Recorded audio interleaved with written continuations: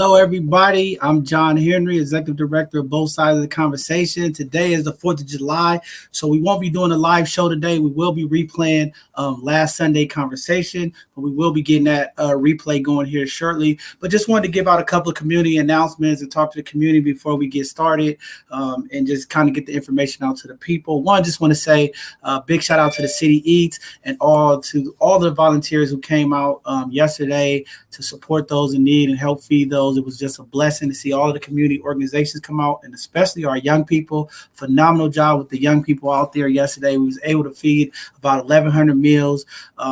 Just a important work that goes on. The city team is doing those feeds every day, but just to have that event once a month is just definitely a blessing to the community. So I want to give a big shout out to Vibes and Smile, Us for Us, the City Eats. I want to give a huge shout out to our Both Sides of Conversation team, Jada Curry, Asia Pullen, Tamara Lockhart, for coming out to the community, showing up, representing both sides of the conversation and giving back is very important. That's one thing we believe here at Both Sides of the Conversation, all of our team, anybody a part of us, it's about giving back to the community, making sure that we help those in need, bringing community together with information and things of that nature. So I want to give a shout out to the Both Sides of the Conversation team for coming out, supporting, giving back to the community. These sisters always doing the extra, going above and beyond for community. So I definitely want to salute them and give them their praise and honor because it takes a lot. They're doing a lot of work.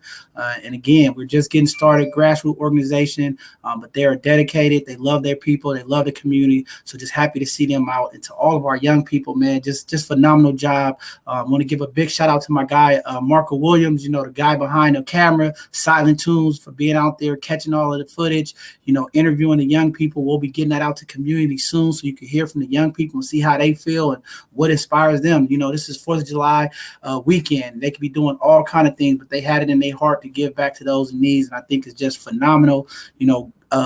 Every month you go out into the community, there's different things going on, and just to see the condition of the people in the city, there's a lot of things going on to help, but just to go out there, still a lot of work that needs to be done. There's a lot of people that need services when it comes to mental health, substance abuse, housing, different things of that nature. So just an honor to see the people out in the community. It was just a blessed day.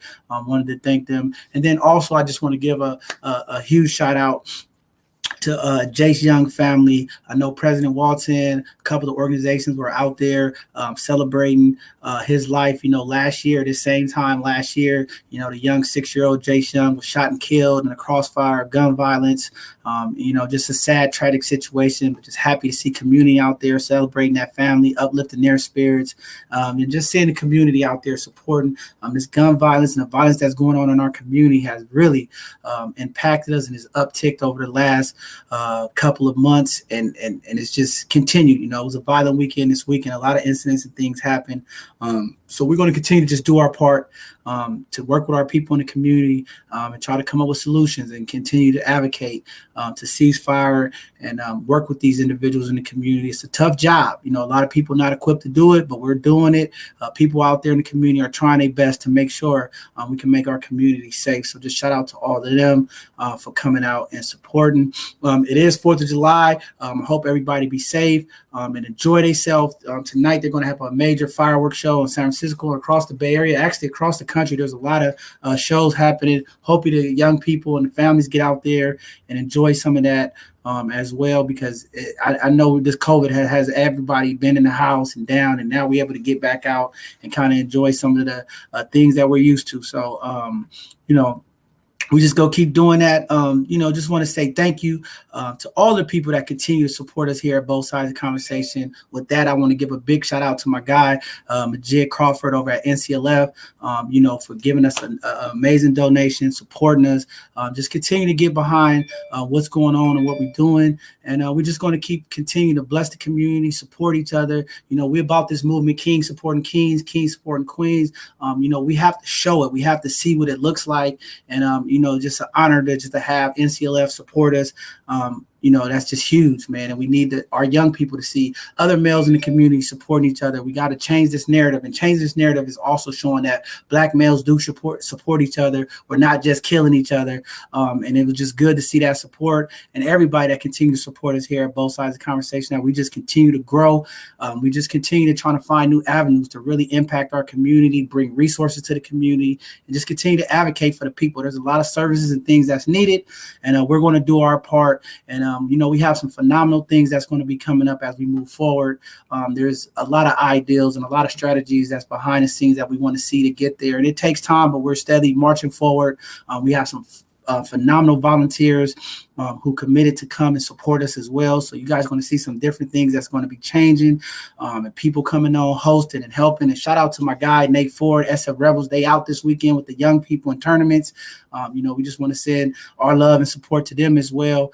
Everybody just getting behind, supporting, raining over at the Brown Bombers, Derek Tolliver, just a lot of community people just supporting. And it's all love. And at this time where we in this country right now, it's just important to show solidarity, supporting each other, uplifting each other, uplifting our Black and brown businesses. There's a lot of community work going on in different communities, just trying to help each other out. And then we want to say shout out to Tai Chi, a Japanese bakery that donated 200 cakes to the city each yesterday to give to the community. So everybody's just kind of coming together to do their part. And that's what solidarity really looks like. And that's what we support. And we're just going to keep grinding. We're going to keep doing what we're supposed to do. And we're just going to continue to process, all this that we need to do moving forward. And, we just go continue here at both sides of the conversation to pray for the families in Florida, for the building and collapse. There's more bodies coming out at this point because of tornadoes coming in. They're going to suspend a lot of the research efforts. And, it's just sad. It's a lot of families lost loved ones in that rubble. And we just want to make sure that we support them and give our prayers to them. It's just been a lot of things happening across this country, across the world. Japan had a major mudslide. Mother Nature is talking to us. So we all have to come together. Climate is changing.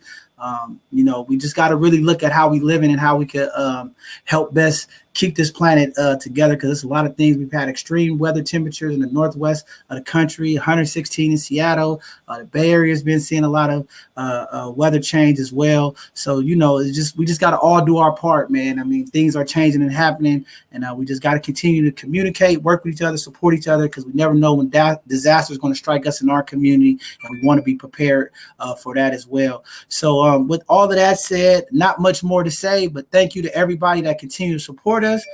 Today's show, we will be playing a replay of last Sunday conversation about reparations.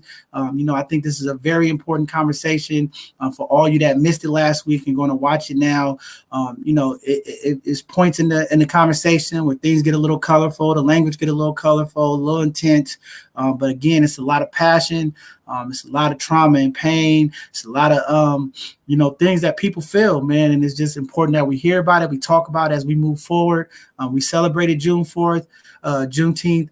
Today is July 4th. And we're just going to continue to keep moving forward. There's a lot of work to do. There's a lot of things happening.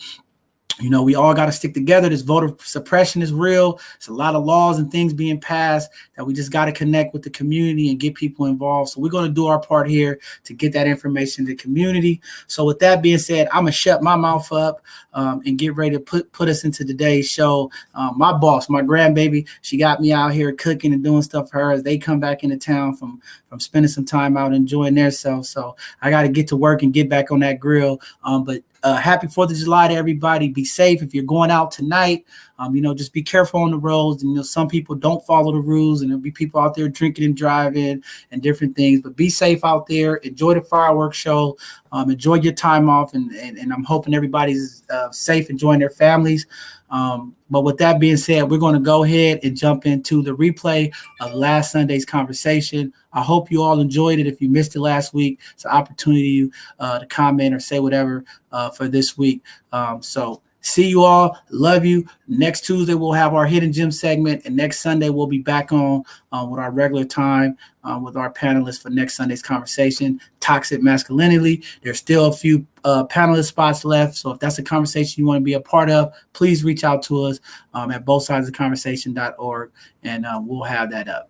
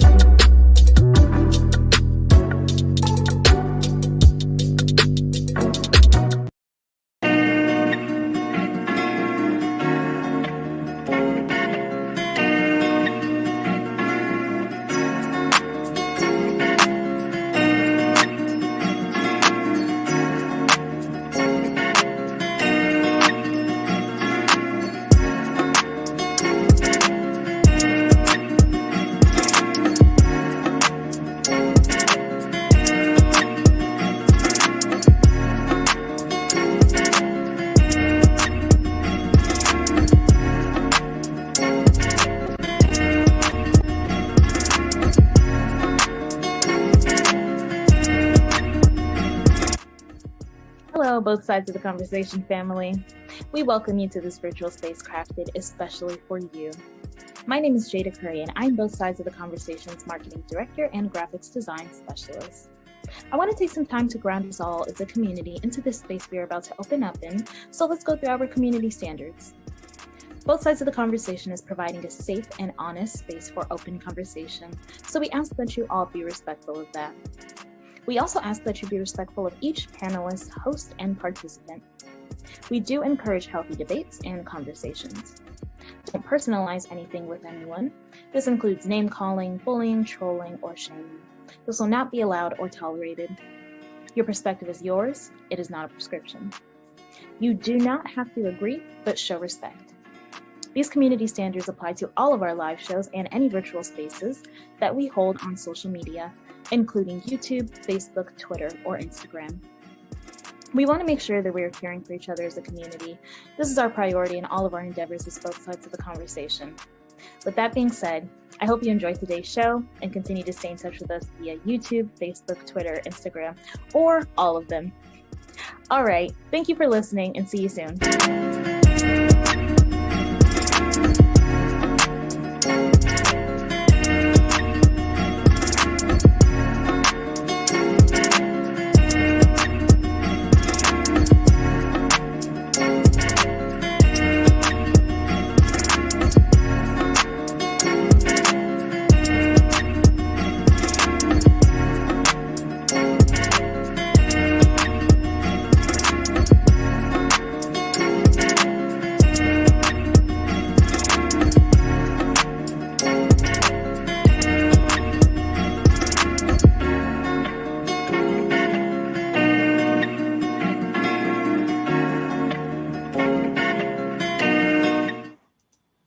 Welcome everybody to both sides of the conversation. I'm John Henry, Executive Director. Today is Sunday, so you know what that means. We're going to have another powerful conversation. And today's conversation, we're talking about reparations for the Black community. This is going to be a powerful, powerful conversation.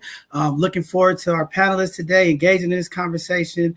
With that being said, every Sunday we here. Please go to our YouTube. If you would like to interact with the panelists today, put in some suggestions or questions, please go to our YouTube, both sides of the conversation. Use the live chat function. Those will be the only comments we'll be able to see as you guys want to add. I know there's sometimes in Facebook, different things, we won't be able to see them. So you have to go to our YouTube and hit the both sides of the conversation and hit the live chat function so you could be a part of today's conversation. With that being said, before we get started, just want to give out a couple of community announcements and some of the things that's going on. First of all, I just want to give our condolences and our prayers to the families out there in Florida that the building collapsed. I know there's about 5 or 9 reported dead. There's still about 100 plus people still missing in the rubble.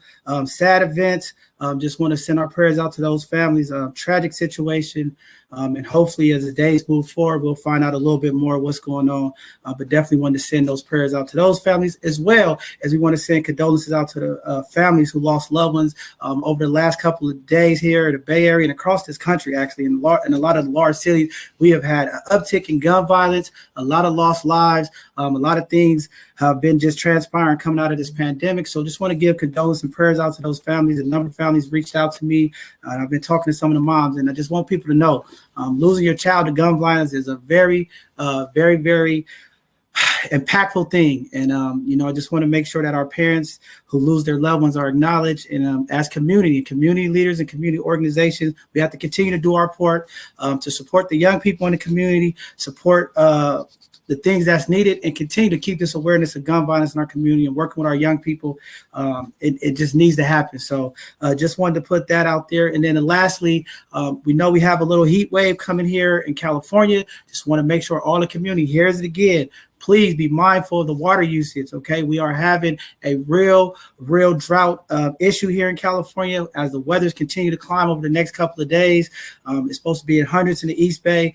The water shortage is being impacted. So in solidarity community, let's think about our water usage as we're doing things, washing cars and taking showers and different things that we do. Please be mindful of the water usage and consumption because it is a real shortage, and we don't want to have these water outages like we're having with the power outages that really impact the community. We have elders, we have people with disabilities. A lot of people need the usage of their water, and the last thing we need is the water rationing to really be impacted. So just wanted to put that out there.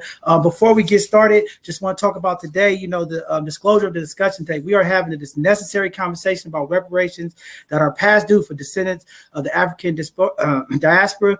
This long-term historical process known as the transatlantic trade slave, in which the African descendant have been scattered through our ancestral homelands to other parts of the world from 1609 to 1866, known as the enslavement or free labor of 12.5 million lives were affected. This is real. This is an important conversation.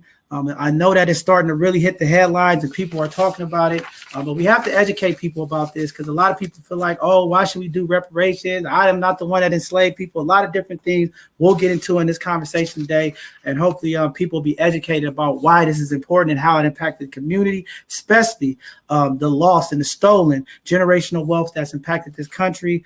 So I think that'll be some good points that we'll be hitting on today. But with that being said, I'm going to close my mouth and let's get on to the show. Let's start introducing our guests one by one and bringing them up. First, we're going to start off with Brother Rico Hamilton. This brother out here doing major things, but I want to go ahead and introduce him first and let him talk to the people about what he's doing and his participation and the reparations committee and stuff like that. Oh, for sure. Thanks, John. I'm Omari D. Hamilton. Most people call me Rico. Native to San Francisco, born and raised.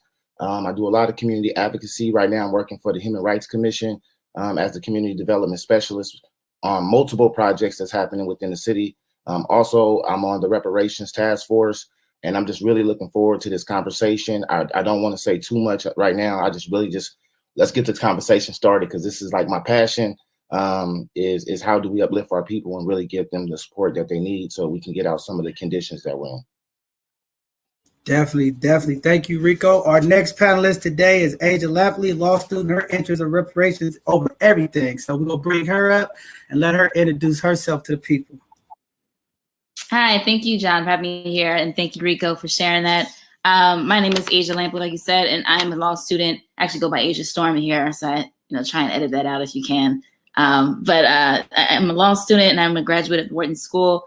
My interest in reparations are just my realization from, going to the Wharton School and realizing that, education is not going to fix what's going on with the Black community. And not only that, some sort of like only recycling our dollars within our own financial ecosystem is not going to rectify what's going on with the Black community. We absolutely, positively need cash reparations and our own land and our own sovereignty so that we are not perpetually victimized by a system that was put in place, quite frankly, to achieve our demise. And so I'm here today to sort of help uplift the consciousness of our people, for us to, make sure that we are maintaining high standards for what we are requiring of our federal and state governments if they're, willing to discuss cash reparations, which it seems like they are. And so that's why I'm here today. And thank you for having me here. Oh, thank you, sister. Appreciate having you back. Next up, we have Michaela Johnson, who's a mental health advocate. Michaela, are you there? I know she has some trouble getting in. Yes, I am. Okay. My name is Kayla Johnson. I'm I'm actually an autism spectrum advocate. For me, I believe that reparations is important, especially in the mental health field. We've dealt with too much trauma in our lives already, and we are actually due like all the respect that we deserve. All right. Thank you for coming on today, sister. And next up, we have Sister Tony Hines. She's a community member doing things for the community. Go bring Miss Tony up.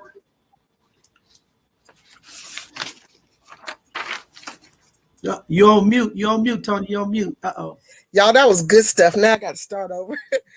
My name is Tony Hines. I'm a community leader, a community healer, and I'm also on the Watchdog group to watch the city budget. As far as African Americans, we want to hold each department accountable for the disproportionality that our people are going through. So one of the things I believe in is community healing, trauma recovery, and again, watching all the departments, because it's not just one department that has disenfranchised us.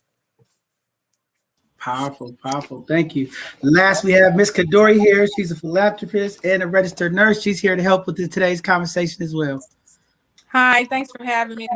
Yeah, I wanted to be a part of this conversation because me being on the front line as a nurse, as you know, racism is all across the board. I see it every day in healthcare from people that are not our color and how they treat us. And I'm an college degree person, so Asia, that the answer is not always education. We just need reparations. We need our land. We need everything they stole from our ancestors that helped cut off our generational wealth many years ago. So that's reparations is at the top of my list every day when I go out into the real world and see, how we are placed and how we're positioned in the society right now, and what we don't have as a result of what was taken from us and our ancestors.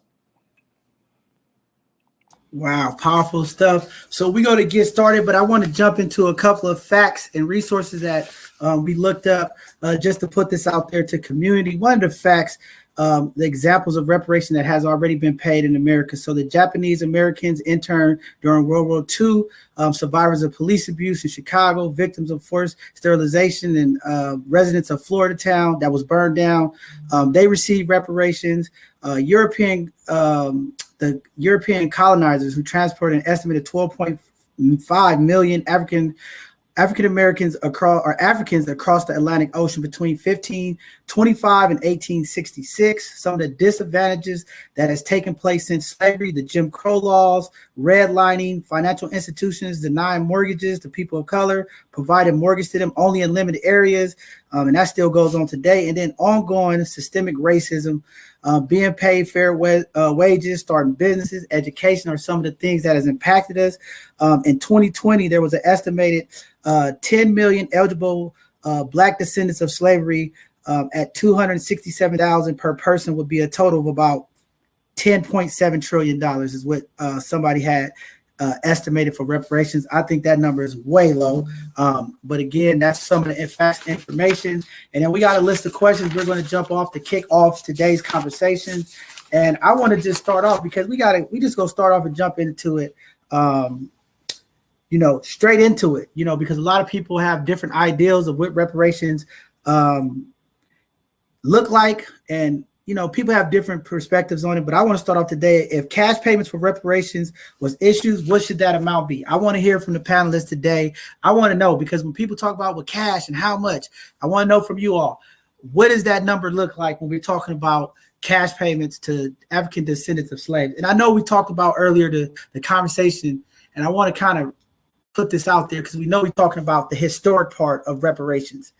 But in my mind, I'm talking about reparations not only from the historic part, I'm talking about and where we at now and moving forward.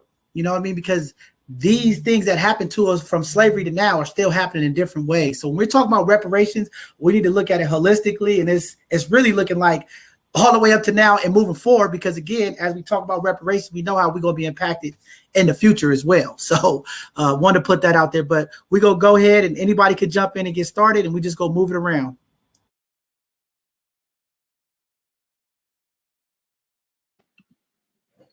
To me, that was a bottom line. Oh, go ahead. Okay, go ahead, Asia. You can go ahead, Ms. Queenan. I was gonna say you can go ahead, Ms. Queenan. I was going to say, to me, that was going to be the bottom line big finale because everybody doesn't want the same thing. So for me, it's going to start in the millions, multiple millions. And some people don't actually want cash. You would think they would. Some people want business opportunities. Some people want housing. Some people want community ways for the community to make money. So I'm just going to spitball it and say 10 million to 100 million. I know that's a big ballpark, but again, are we talking about education? Should we have our own schools? Are we talking about opportunities for our doctors? Are we talking about pathways to business? So again, 10 to 100 million per person. So you said 10 million per person. That's what I just wanted to get that up. So you said 10 million per person. Okay. Next, Asia, you want to go ahead, then Rico? Yeah, sure. So I'd say that first we want to see what their number is. I don't, when we're negotiating prices and whatnot, we want them to tell us what they're willing to pay us first, because we might actually be pleasantly surprised if after they've done their research and we find out that we're owed, let's say, and this is an arbitrary figure, this isn't something that I'm leaning towards, but let's say they do their studies and it turns out that we're all individually owed at least $10 million, as Ms. Queenan said, today. But then over the course of time, as far as like what the inheritance would be for our offspring and whatnot, and when that's tied to the consumer price index, for example, which is a measure of the cost of living, right? It might be that we're going to be owed more money than that over time and multi-generationally. So I wouldn't focus on, an exact number right now. I want them to say what the number is, what they think the number is first. And then after we've done our due diligence and figuring out if that, financially makes sense, then we come back with our counter. And so what I want to, again, reemphasize is that whatever we're going to get should be tied to the consumer price index, or whatever index is going to determine what the cost of living is going to be. It's like a metric of understanding what the cost of living is going to be. So that, for example, if we're all given, let's say, $2,500 a month in cash alone, but then, California decides to, raise the price of rent to $3,300 as the median for rent here, then it would make no sense for us to say that, okay, we need to be tied to that one price. So I'd be more interested in figuring out how we can bring all of our experts together through various industries to figure out what financially makes sense. Wow, you blew me away. You caught me off guard. I was not expecting you to say that, but I'm gonna take it. I can't believe that, Adrian, but I'm gonna leave it there. Go ahead, Rico. I would 100% agree with Aisha, but also, if I was to throw a number out there, personally, I would just say I wouldn't go on the high end or a low end. I'll kind of just keep it in the middle. Me personally, I would, go with 2.5. Here in San Francisco, when we look at the average house and the average house amount in San Francisco between 900 to 1.5 million, and that'll leave a person with $1 million to open up a business to, get their to get things that they actually need. That's essentially for their families and for themselves. So if I was to say a number, I'll say the 2.5. But outside of that, I kind of agree with Aisha and not being able to put a number on it and being able to negotiate something that actually makes sense towards we can really say, okay, this makes sense for the Black community. Me personally, I think that reparations isn't just financial. I think that economic empowerment is number one. I think that is the goal. But then also, what's reparations all across the board for our people to make sure that we are taking the holistic approach that John was talking about to creating these pipelines that's strictly for our people so that we can dismantle some of this systemic and this racism and this system that's totally against us and the laws that are against us no matter where we go and what we do. And I have to agree with you, Rico. We already talked about this but we'll go to Ms. Kadari, and I'm going to bring Jamil up to the stage. Yeah, I do have a number in mind, and the number that I would start with would be $5 million, no tax. And the reason why I say that number is because people need to be able to buy their home, start their businesses, and it takes a lot of money to start a business. They need to be able to pay off their student loan debts or any other credit debts that they have so that they're not liable to anybody else. Because what kind of things hold us back is our credit, student loans, not having home ownership, renting. Nobody should be renting. We should have land, property, own your stuff, pay it outright. But I think whatever amount, if they're going to give a dollar amount, that it needs to be tax-free, because other cultures come here, other people, and they get stuff tax-free off of our tax dollars. So I think whatever it is, it should be tax-free. All right, Brother Mill, I know you joined us late. We're asking about the reparations cash amount. What do you think that amount should be if we're talking about the cash amount? Wow, that's a big question as far as a number. You know, I mean, I wouldn't even put a number on it. I don't think there's no wrong number, you know, in that regard. But you know, we're definitely talking multi-millions for sure. Definitely. And I'm gonna throw mine in there. I'm with Rico, about $2.5 million. If you look at the national debt and you take down the numbers with interest over the years, because our people are the original people to put this country to move forward, and you break it down over the 400 years, minus the loss in investments that the United States have made, it comes back down to about $2.5 million a person. And again, I'm advocating for, you know, American African slaves, descendants of slaves, because a lot of times when we talk about reparations, and I know there's a lot of impact from all the different communities, but the American blacks has been the ones has been disenfranchised when it comes to things that impact us as far as legislatively. Everybody else get protected. When we talk about the minority clause, we get left out. So this reparation conversation, I'm really hoping on the American slaves here in this country. And I think this number, we could play with it all day, but I think that's something that we have to look at when we advocating from just the original reparations that was supposed to be submitted to the people years ago. We know it's impossible to do 40 acres and a mule, things of that nature. But if we look at the medium cost of homes, especially here in the Bay Area, 2.5 million would be a significant start for families and people to get started. And not just the cash amount that we just, that was the first question. But I think the overall reparation package, and I know Tony said in Asia, there's a number of things that we need to have in there that really impacts us as a people. And I think we're going to explore all that here shortly. But I think we have to have that conversation because this wealth gap has expanded. And our people are being left out. And I think reparations will definitely help some of the issues that we face in our community today when we talk about homelessness, gun violence, and some of the things that impact our community. So I think very important stuff. So I don't agree with what Jamel was saying. If I were to make an educated guess, I would say between millions to billions of dollars. And that's just an opinion because everything that we have gone and suffered through has hurt us so badly.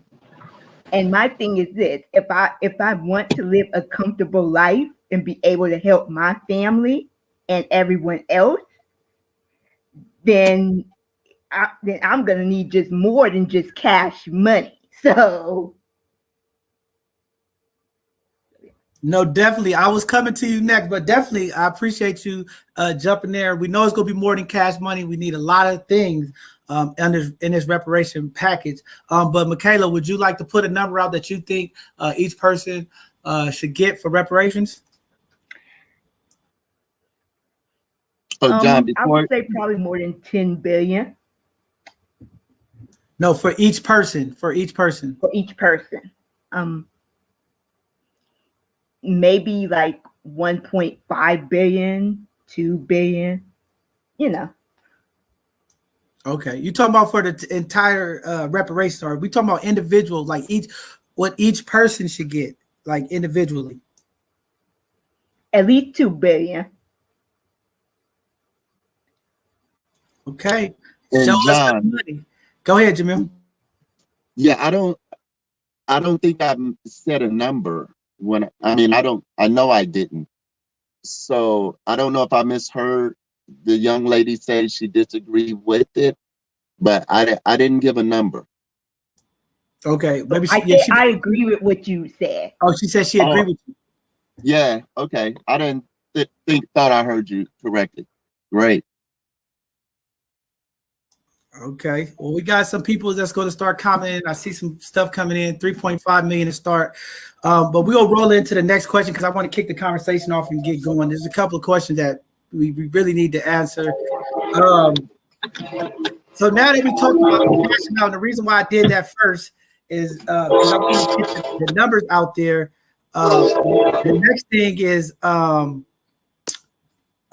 the big question is who should pay these reparations? Should it be state or federal? What does it look like from you all? Who should be paying this to our communities?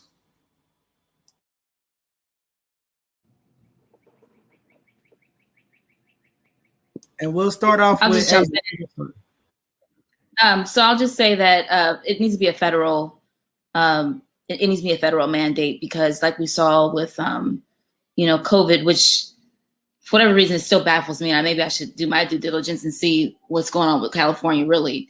But hearing Governor Newsom, all those several cries for help for federal funding during COVID last year, that's got to be unnerving. So I would definitely want us to focus on, getting funds federally, even though the state of California is presumably, I think, if it were a country on its own, I think like the 5th or 6th wealthiest country in the world. But that 5th or 6th country, it's 5th or 6th wealthiest country in the world, was crying and begging for COVID relief from the federal government. So I think we should go, leapfrog directly over California, focus on federal reparations, but also recognize that if California is willing to offer some form of reparations to California residents of American descendants of slavery, then we're open to receiving that as well. But again, just federal. It should be a federal mandate, and the people who should be paying it are the citizens of the United States. If immigrants aren't interested anymore in coming here because they have to pay American descendants of slavery the debt that's owed to us, then that's their problem. But they're okay with paying taxes to fund Israel, right? They're okay with paying taxes to fund other foreign countries that have nothing to do with everyday life of American citizenship here, or very loosely have relevance to what it's like to have American citizenship here. So if we're going to be combating the naysayers who are let's say immigrant, and then also the people who are diehard patriots still flying the Confederate flag, which is quite frankly treasonous, I think we should really just focus on saying that all citizens minus the American descendants of slavery should be paying reparations. And I would even argue that there are some Native Americans who should be paying for reparations. I don't know if a lot of people know this, but constitutionally, they do not pay taxes. They have not paid taxes for a very long time. They have monopolies on casinos in places where casinos are outlawed statewide. So, these are situations where, they could be paying us if we wanted to go for Native Americans. I say we ignore that situation, but just recognize that it's there. We can also go for corporations. Every corporation has their handprints, their paws on slavery by some degree, right? So if we have, for example, if we had a corporation like Tesla, for example, which is artificially inflated and is an example of Elon Musk doing a lot of Bernie Madoff trickery anyway with his Ponzi scheme. If we say, okay, Tesla and companies like Tesla are responsible for paying 1% of its revenue or perceived revenue, or whatever we decide to do it. I wouldn't put 1% on the profits. I put 1% on the revenue, for example. That's just an arbitrary figure. Also, it could be 3%, it'd be 4%, whatever. That revenue would go towards funding American descent slavery, and that would actually mitigate any issues that private citizens have with paying reparations. Corporations are having to pay it anyway after having received so much corporate welfare all these years. I think that a lot of private citizens wouldn't have an issue with us receiving reparations that way. Yeah, I think that's facts. I agree with you on there. I think it should be federally, state, and local, because all three entities have impacted the African people, as well as the businesses, because we know during the slave trade, a lot of these financial institutions gained off slavery as well. We talk about the banks, all of that. So I think definitely it's federal, state, federal, and local. But I also think we do need to add those corporations in there, because you got places like Chase and Wells Fargo, Bank of America, and a lot of these large financial institutions that gain many millions of dollars in profits off the backs of our people here in this country. So I'm glad you threw that out there. Rico, you want to add? I'm sorry. Go ahead, Tony. I want to add two things. One, not only should the businesses here do it, but slavery was an international endeavor. So they have those crown jewels, different places that belong to us. So I think we also should add that to the list. And then coming down local, I have no problem going after private citizens. There's land grants and trustees or whatever we could look into, see who stole what from us and get it back from them. So definitely go federal. San Francisco has the commission, so they're looking at it locally here, but the teeth will be federal, but international also, because a lot of corporations are international. Yeah, they definitely need to start with federal, and then also when you start looking at corporations, they need to unveil and add something in reparations about Black people being put in prison, because these companies are still to this day making money off of this. Your sentences are 10, 20 years for having a little bit of marijuana, but you got people over here killing. George Floyd getting 22 years. He's only going to do probably 7 or 10 years. So they need to start with the money with the federal, and then go on straight immediately over to the legal criminal system, because that has been a total travesty over the years. Of Black families have suffered tremendously from having people locked up, charges put on them, time in prison, where these families just pretty much were put on the street because you had a breadwinner going to prison for something they should have never been locked up all them years for anyway. Most definitely. Rico, you want to go ahead and jump in there?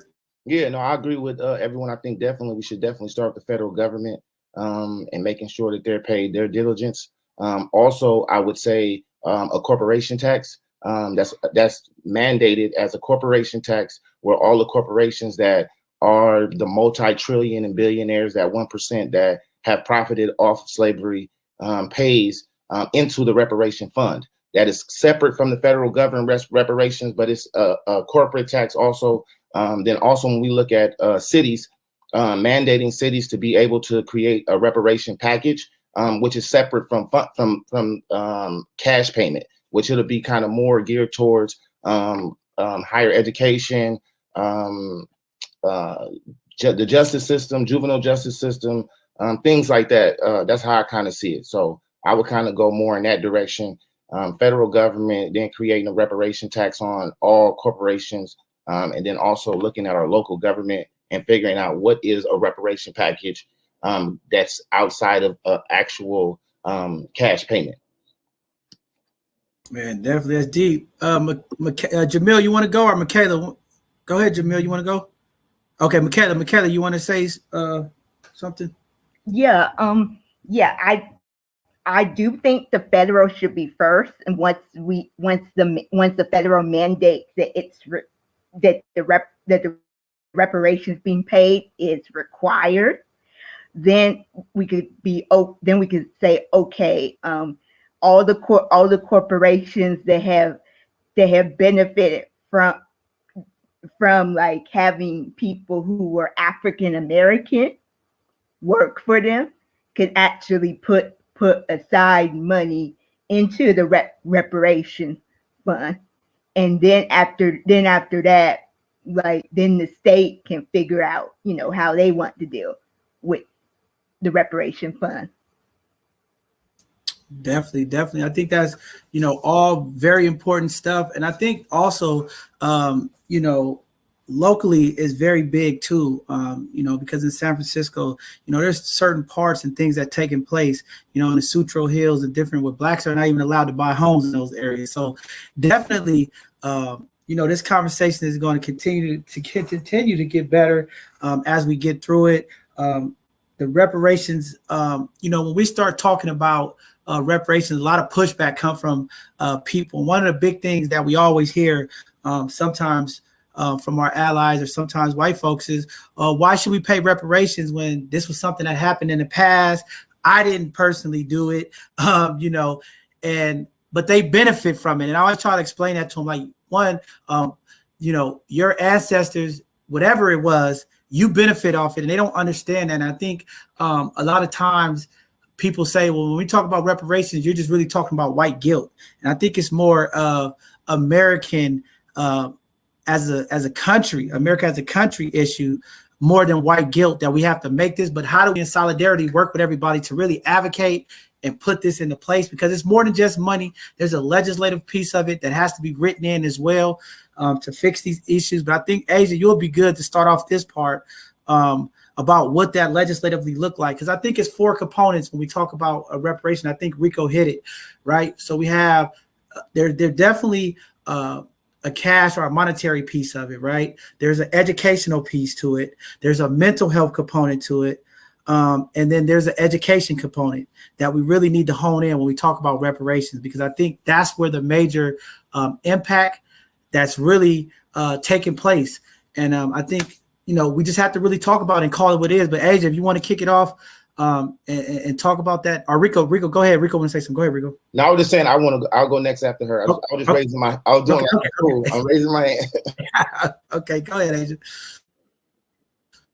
Yeah, so one thing that I think legislatively we need to focus on is that reparations is not something we really need to focus on the economical piece.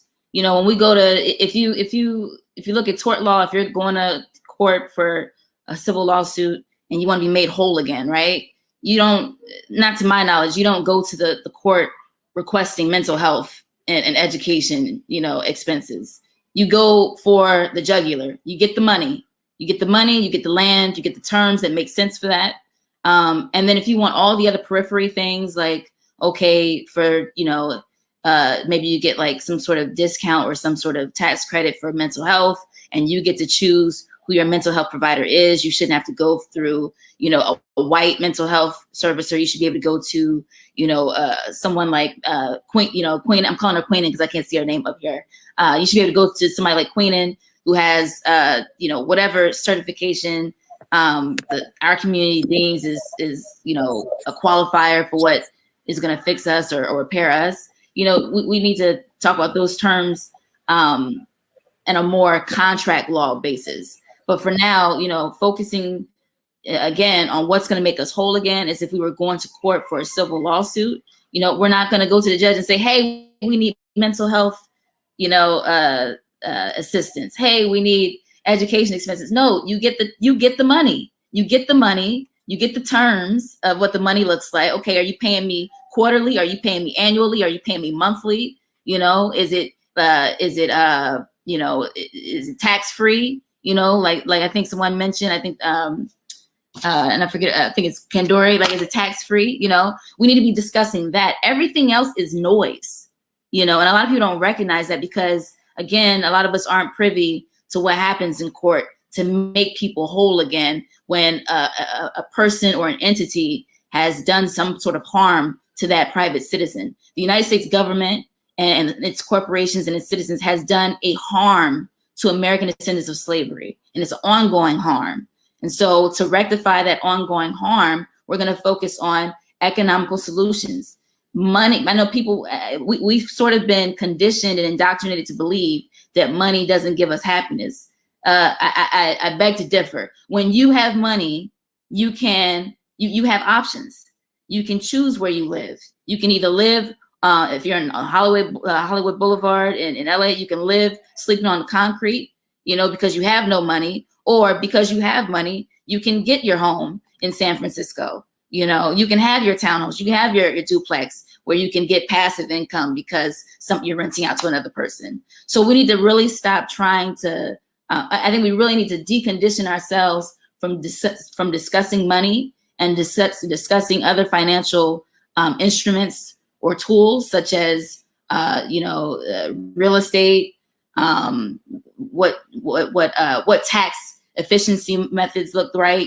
We need to really focus on that. Everything else, again, is noise. You can pay for all those other things when you have that access to capital and the right tools and services that will buffer your financial power. One of the things I want to recommend people read, if you can, I think Charlie Munger, who's Warren Buffett's right-hand man at Berkshire Hathaway, I think Charlie Munger has a book. It's in PDF form, I believe, and I think it's Poor Charlie's Almanac. And one of the things he goes into detail about is the power of incentives.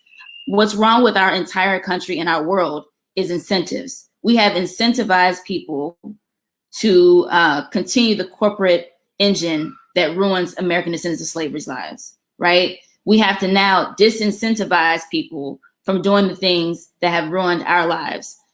So one of the things that disincentivizes them is if they have to pay to play. Corporations who have to pay to play, off the rip, they know they have to pay, a certain tax percentage to pay American descendants of slavery. These are the things that we need to be discussing. Discussing, again, and not to sound like a broken record, discussing mental health. You don't need to do that. That is something that will come once you have the access to capital. You can pay whoever you want to help you with your mental health. You can pay your hairstylist an extra $100 if you're sitting in her chair because she's playing, friends, hairstylists, therapists, all of that. If you want to do that, but you get your access to capital first.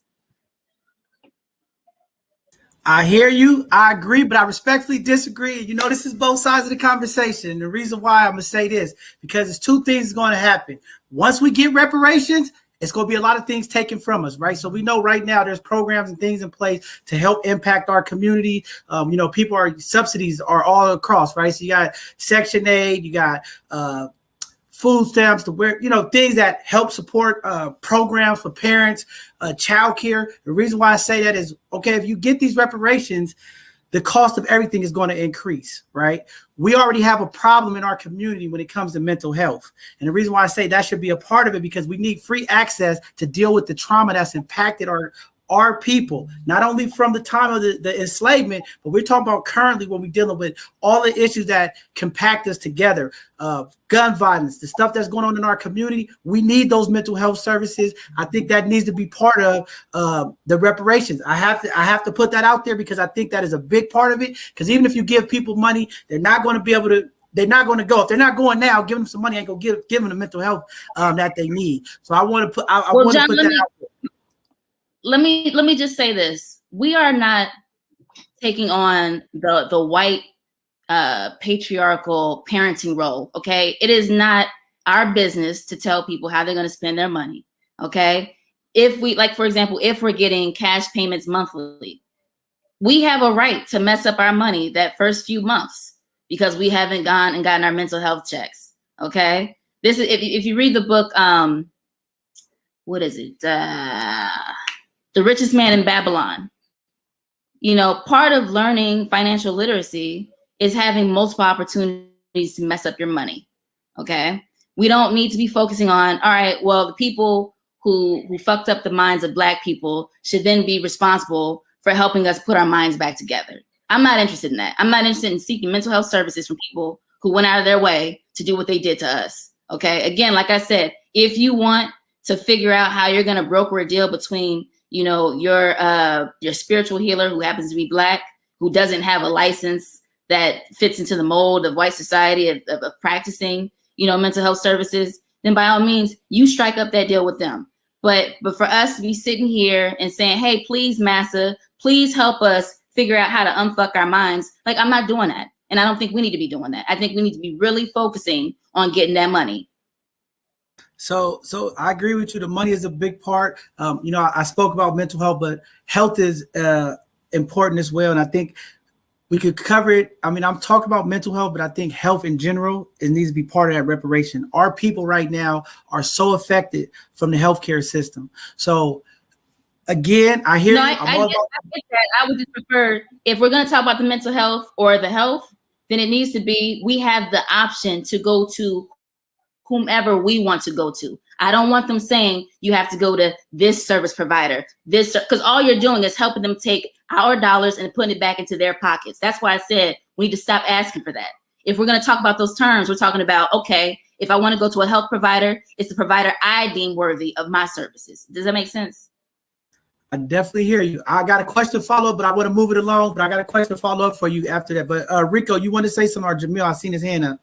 I mean, I would say that it's an and also, right? Like, so with what Aisha is saying is that when we talk about reparation, we talk about a cash payment, it creates, right? It creates something for us, right? Where we are now able to create different pipelines for ourselves. So I think that when we really look at systemically what has happened to the African-American community, when we look at healthcare, we look at all these different systems that are against us, right? And if we get cash payment, it gives us an opportunity, right? And this is the biggest opportunity. Forget the money, but the money is the most important. So when we say, oh, we got a cash payment, and now we can create our own private schools. Now we can push our own type of education, right? Because now we ain't saying, because we've been saying this for years. I'm 40 years old, and my whole life I've heard education, education, education, education, and only the education system has pushed our children into a pipeline to prison, right? But we still say it. Black people has been conditioned to say, get education, to go, look, for the pipeline, that's one, and then for two, to become a slave, right? When we know that naturally we are people who are more like bosses, right? Like our mindset is more geared towards independence, and we want to be able to create and be able to do what we do naturally. And I think that with this funding, we can create our own pipelines, right? Because now we have a conglomerate of African Americans who have a form of wealth. Now we can invest in our own private schools. Now we can create our own pipelines for entrepreneurship. Now we can create our own wellness centers. We can create our own Black Department of Public Health, right? Towards we 100% focus on the Black mindset. Now we have both sides of the conversation, which is the new NBC for Black people, right? You see what I'm saying? So like, we got to stop categorizing it and putting it all over the place. The number one goal is economic empowerment. And with economic empowerment, it actually creates the other bubbles for us to be able to support whatever other needs that we may have. Aisha is, in my opinion, is right. Why go towards or go to the slave master who have strategically created all these systems that has been against us? We can say every department, everywhere we look in life, it is systemically against us. Even when we look at Black Americans who have adopted the white supremacist mindset, right? We even have Black folks who do that, right? Or have that mindset. If it's all over and everywhere around us, the only way to dismantle it is to create our own. And if we don't create our own and we continue to go within this narrative, because John, we talk about it all the time. We say mental health, mental health, mental health, mental health. Billions and billions of dollars is funneled into Black mental health. How many young people do you know who get real mental health services? For real, for real. I don't know too many. I know there are some out there, and I know that there's people like Tony who is educating the community on a holistic approach of wellness and what wellness really, really is in our community. But it's a few in between. I've studied a lot of stuff, and when I study it and we look at the framework of everything, lawyers, doctors, mental health, policing, anything, the framework is architect under white supremacy. And if we don't dismantle that through this economic empowerment, we'll end up in the same circle. So forget what they're going to spend it on. So it's really about how are we going to create our own frame for how we want to be. It's like with Black Wall Street. The reason why it was successful because they created their own. They didn't go to no one. They said, I'm going to do this and we're going to do this on our own. And that's why they were successful. That's why they had all them schools. That's why they had them banks. That's why they had their hospital. When you go to Chinatown in San Francisco, they have their own Chinese hospital. They do. They have a Chinese hospital there. I didn't even know it until I'm like, what is that? Oh, that's the Chinese hospital. Oh, I never knew that. Where's the Black hospital? You know what I'm saying? So I think like looking at it in that perspective, because it's an and also. What everyone is saying is right, but how do we put it all as one package and not say, oh no, we need reparations as education? It is, but first we got to find out what the money look like so that we can create our own institutions and start educating our own folks, because we know that even with the school systems, it was geared towards helping white women become independent from their partners. As we look at it from the system right now, it's mostly white women teachers who educate our students, our children, and they don't have a clue. So, I mean, that's how I kind of view it. I don't know about nobody else. Rico, here's the pushback. If Black folks in America spend over $3 trillion today, why haven't we did it then? Because that's the real question. I'm tired of seeing how much we spend. And if we get this money, we just need to get the courage to get into the field. You need the courage to get into the field. Can I just address that really quickly? I hate that figure. Oh, hold on. Let's try to do it one at a time real quick. Hold on. So who's that speaking? I mean, you addressed it me, so I wanted to kind of. Okay, go ahead, Rico.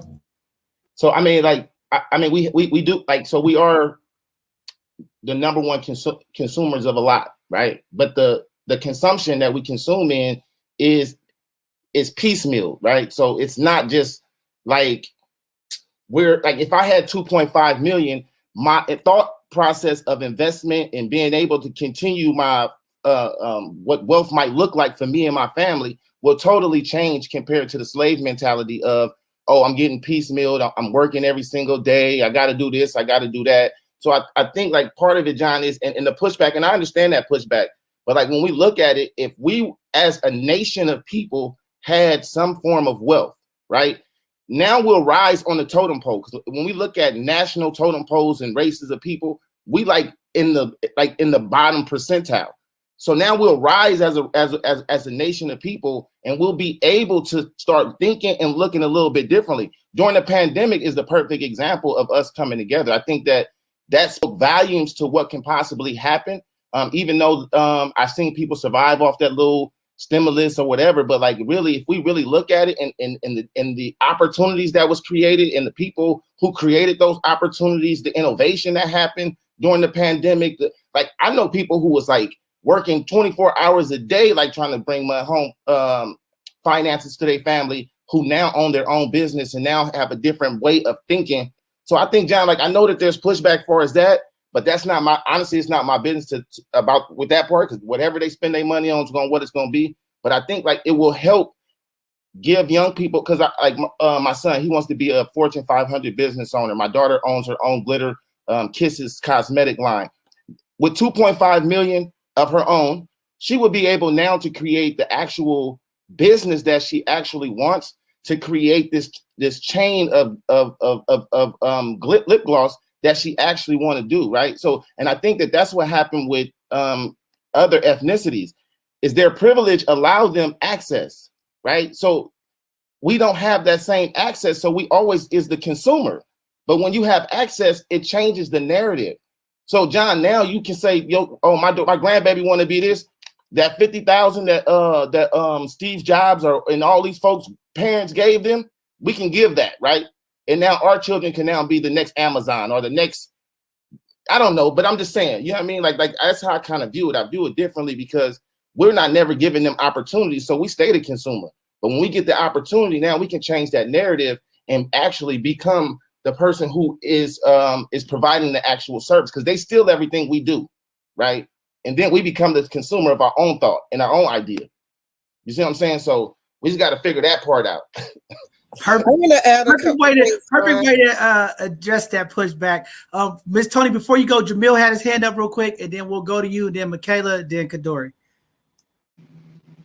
Yeah, I just want to say, I'm not going to preach to the choir here, but Michaela, I hope I said her name right, is right. And also, I just want to say that we are the only people probably on the planet that has a conversation about why we should not receive money. This would not happen anywhere else. It's beyond bad. Number one. Number two, the issue is reparations. The issue is money. It's not basketball. It's not soccer. It's not saving the whales. It's not saving the trees. If that's what you're into, fine. But that's not what the issue is. The issue is money. And money, in case anybody don't get this by now, is how we keep score. Money is how America keeps score, period. It's not mental health. It's not religion. It's not fashion. It's money. So the young lady is right. Rico said it's a and, but it's not in this conversation. It shouldn't be in the conversation. The Asians are the smallest group and are economic powerhouses. Do you think it's because they're saying, never mind, we don't want the money, because those Asians over there are just going to get on opiates and blow the money? I mean, just to put our conversation in context, do you think they care? So, the conversation about, and this is running rampant, this talk about what Black people are going to do. First of all, everybody can't go. We only need a few good men and women for Black economic empowerment. Half of these people aren't coming anyway. Let them buy shoes, Jordan, who cares? So we need to focus and get out of all these other areas and deal with the one thing that we're here for. We as Black people don't know anything about money, which is why we talk this way. The Jews, the Asians, the Arabs, the Indians from India, they don't have this conversation. No one argues about money, about not getting it. They kill and die behind how much, because they understand we're the only group that's doing this. So I won't go any further other than to say all those other issues, no one's saying that they're not important. With the sister and myself and Rico in some regards and others, the 15% of us, I'd say 80 of them are just out there talking this way. But the 15 that are not, those are only 15 that count. And those are only 15 we need. Because we understand, you give us the money, we'll deal with mental health. You give us the money, we'll deal with the prison industrial complex. You give us the money, we'll deal with everything else. That's what money does. So we can get out of having all these other conversations. When you're on a platform to talk about money, that's the group of people I want to be next to. Mm-hmm. That's the people I want to sit with. Thank you. Real talk. I appreciate you dropping them jewels, brother. Michaela, did you want to say something? And then Miss Tony. Yes, I believe that, like, as African Americans, we need to take the leadership position. So anytime we're offered an opportunity to be a leader, we just do it. That way people in the community can see, like, hey, they're being leaders, they're inspiring us, and they're also helping society. Okay, very powerful. Miss Tony, you want to go ahead and jump in there? Right. I want to agree with Jamel's 100% focus on the money. And then even what Asia talked about, going to the courts. But with any strategy, I believe in grassroots community organizing also, because there's power in numbers. So when you have the court case going on, and you have people out in the street doing rallies or, forums or doing whatever, to me, that's like more powerful. You can't just take it to the court because they still run the courts. They still get to interpret what they want to interpret through whether it's amendment, the constitutions, But when we get together and get in the streets and find out who our allies are, because some courts are more of an ally than others. So just go back to simple American government, see how it works, hit them there. And why not a nice old boycott? Add a little boycott to it. Money talks. And when we take money away, our money away from them, then they listen to us. Just wanted to add that. I just want to clarify really quickly. Tony, thank you for adding a point. But when I mentioned the court system, I wasn't saying that we should go to the court system to rectify anything. I was using the court system as an analogy for when we do go to court to make ourselves whole. Our attorney doesn't say, hey, judge, I need you to fix my mental health, issues for my client. Hey, judge, I need you to take care of the education for my client. I was just using that as an example of like the priority in the court system is getting the money and what are the terms of how you're getting that money and how much it is. I agree 100% that the focus needs to be laser focused on the money. All this other shit needs to just not even come up, because this is how we get confused, and this is what they want. They want confusion. Trust me, I've been working around white people for years, and by me being a nurse, I have had the privilege of working with every single race of people probably on the planet, between nurses and doctors. And what Jamel said was absolutely right. They're not discussing about no damn money, because they already got the money. They already know how they got everything packaged up, and they're definitely not saying don't give the money to their people. I've been in homes of millionaires who are white people, and they got kids fucked up on drugs, and they're millionaires. So I really don't give a shit what they do with the money. Give the money out. Everybody can't go. Some of them may kill themselves with the money and overdose on drugs. I'm sorry about that, but I'm not going to let that stop us from getting the money. That's priority.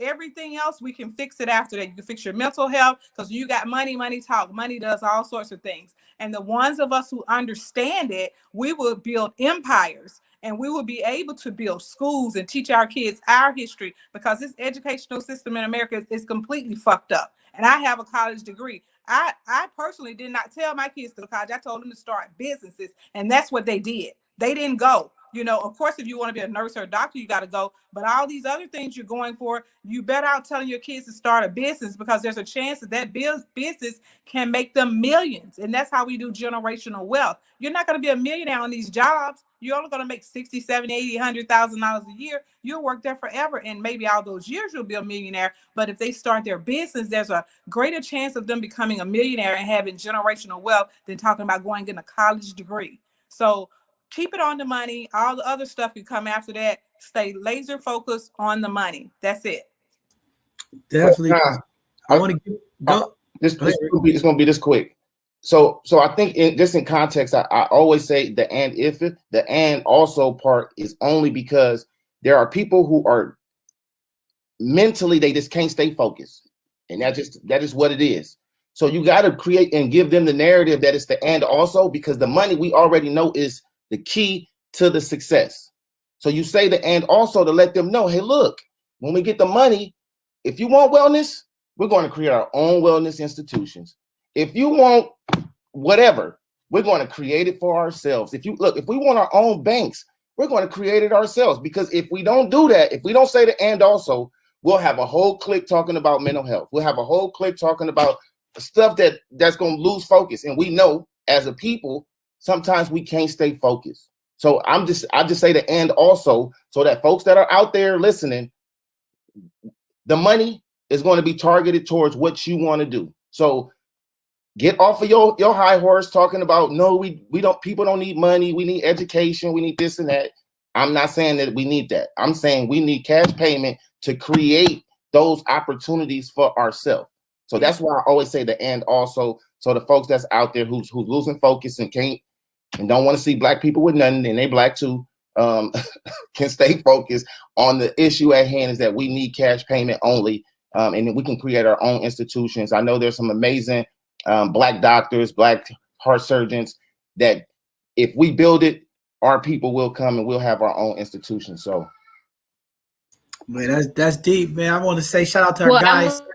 Silent Truth. Hold on, who's that? If I may, just to clean up the. Go ahead, Asia. You know, so okay, so there's two separate conversations, right, Rico? So there's a conversation you have when you go to the negotiation table with the party that can pay you the money, right?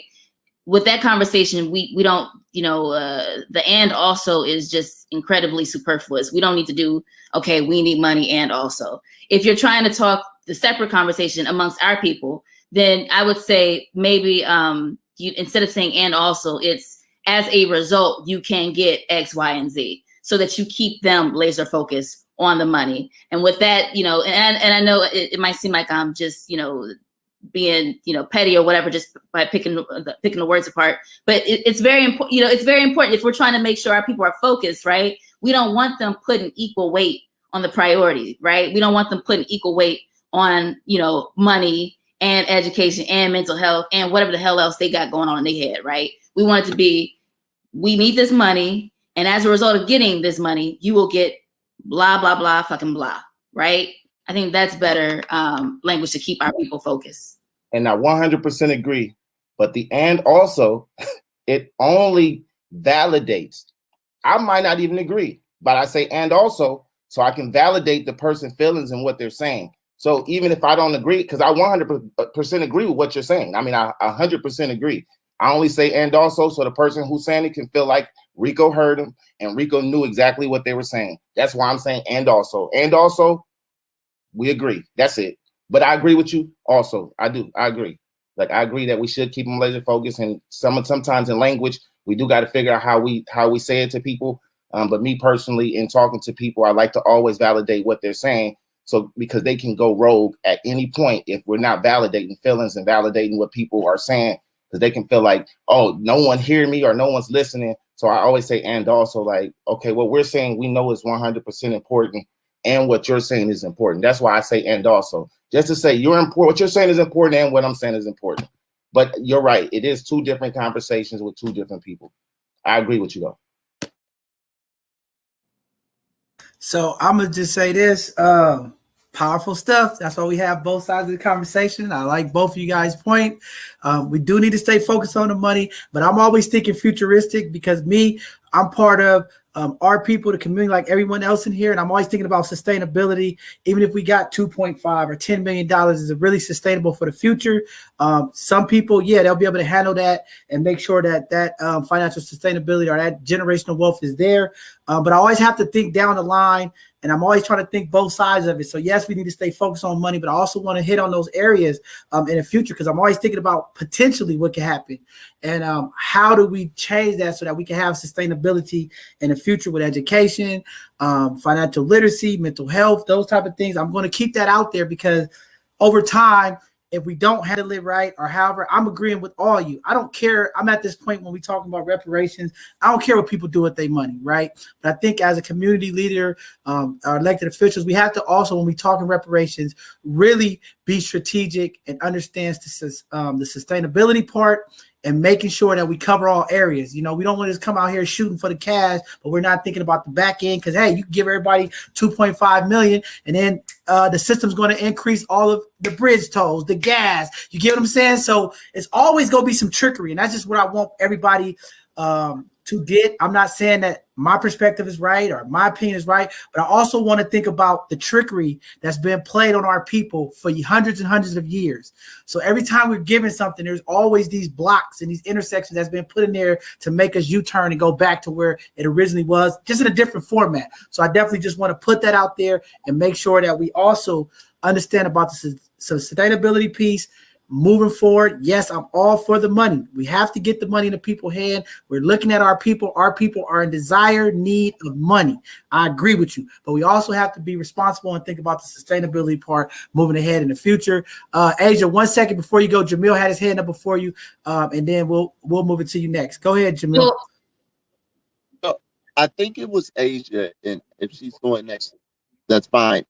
I think it was her or it was the other sister that just said real brief that although all those other things are valid, I think what they are articulating, as well as myself, is that the danger in speaking about those things while you're talking about money is the benefit to those who don't want to give it to us already.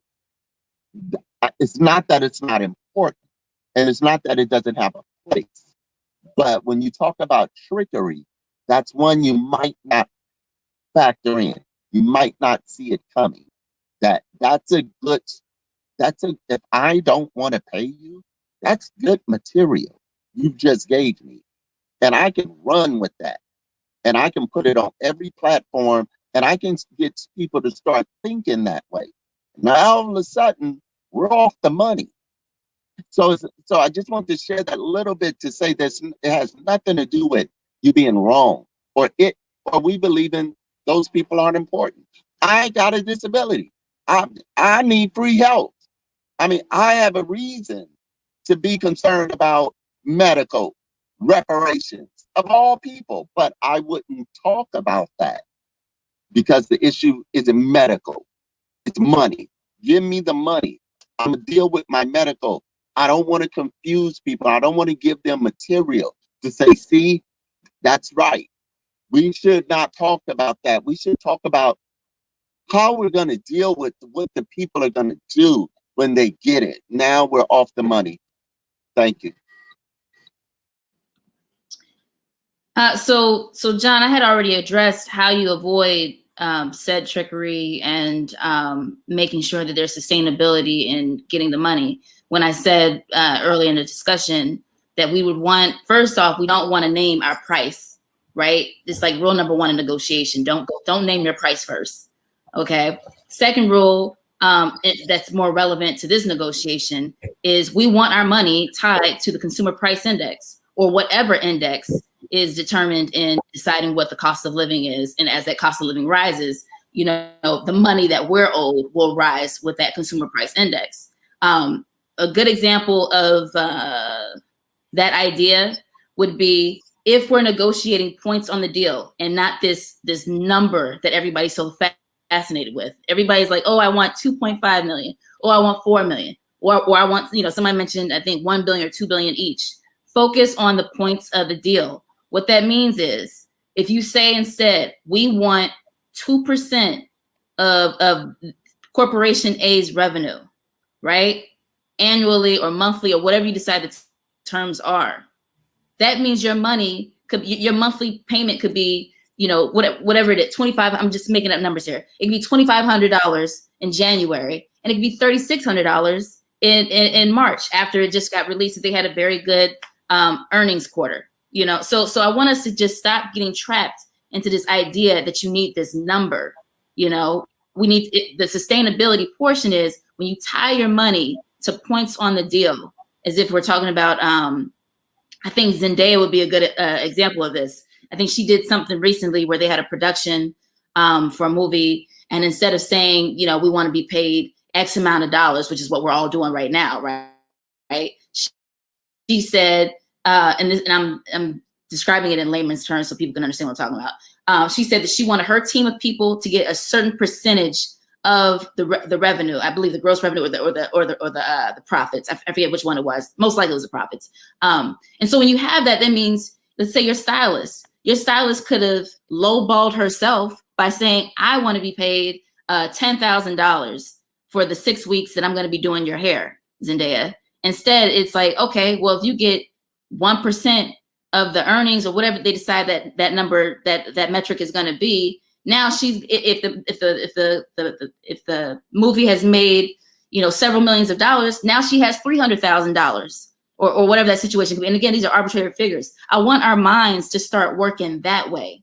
Let's stop focusing on this fixed number of what reparations means. This one-time payment, or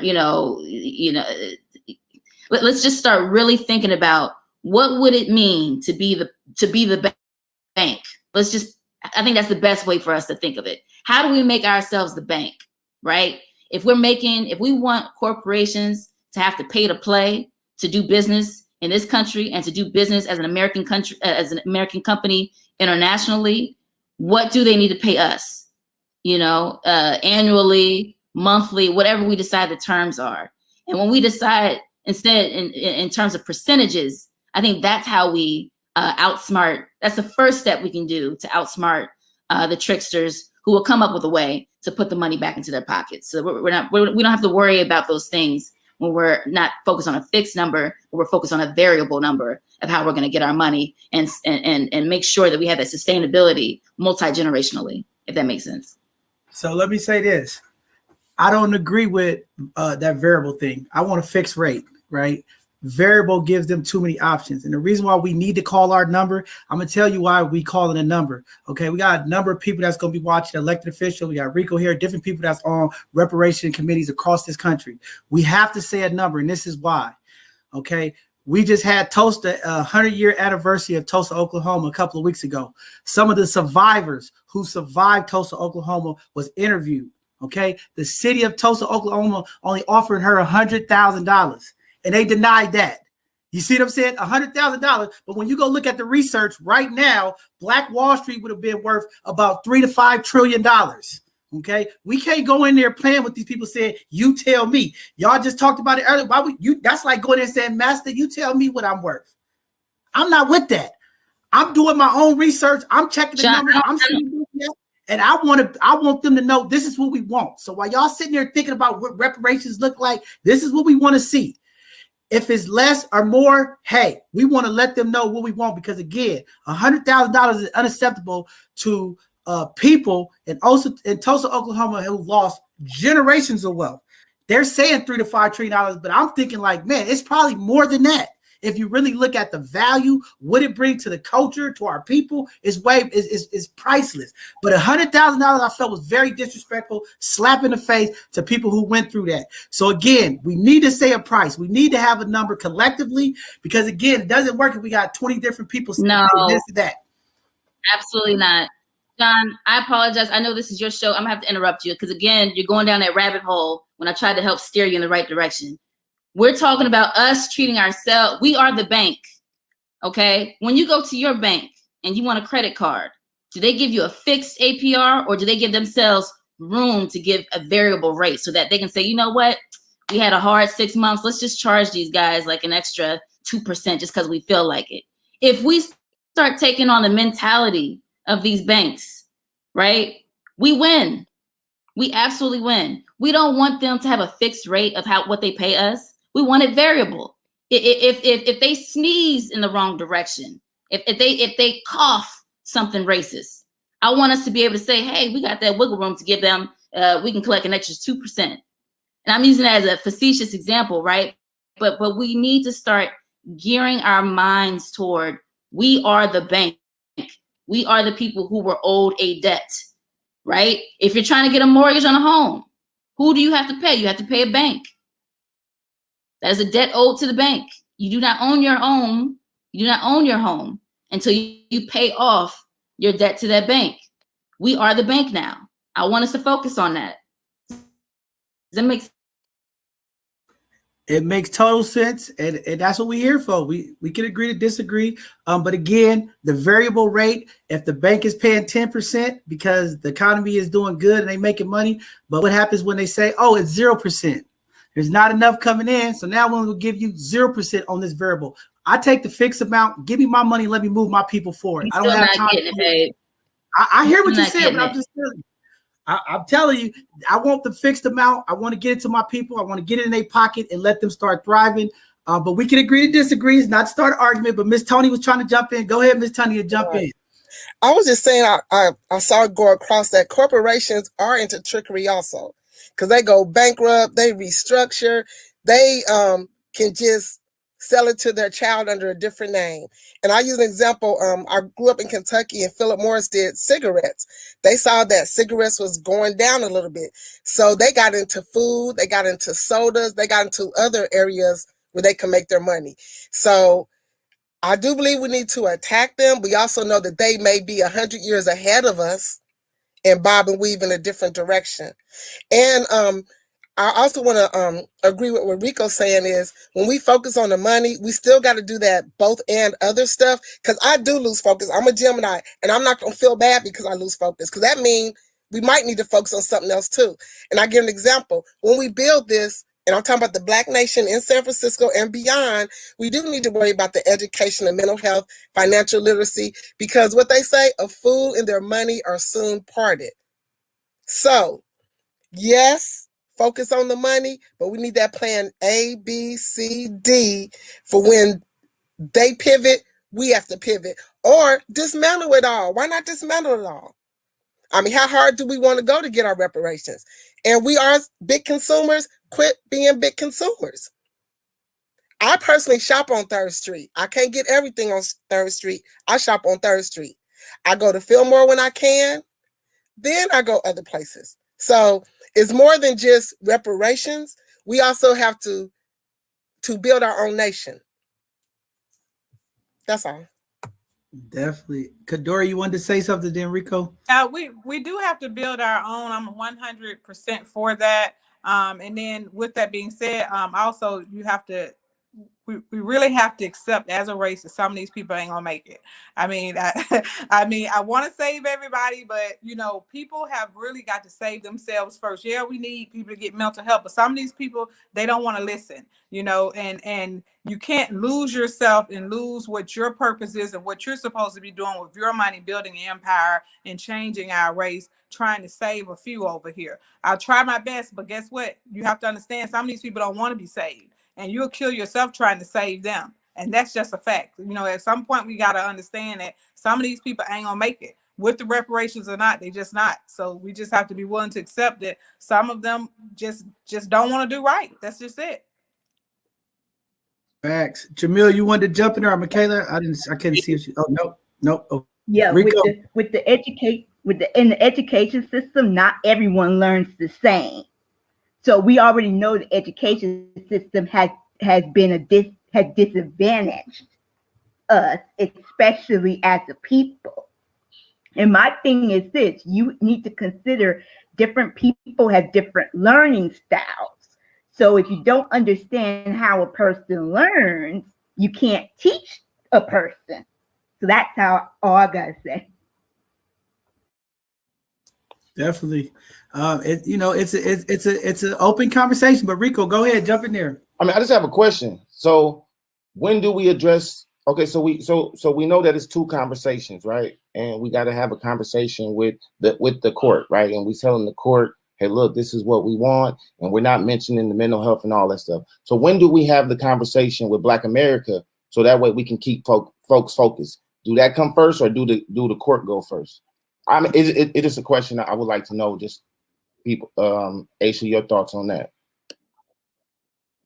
Well, I think it's a good question. It's an ongoing process, really. There's no, we're doing one during phase 1 and then the other is in phase 2.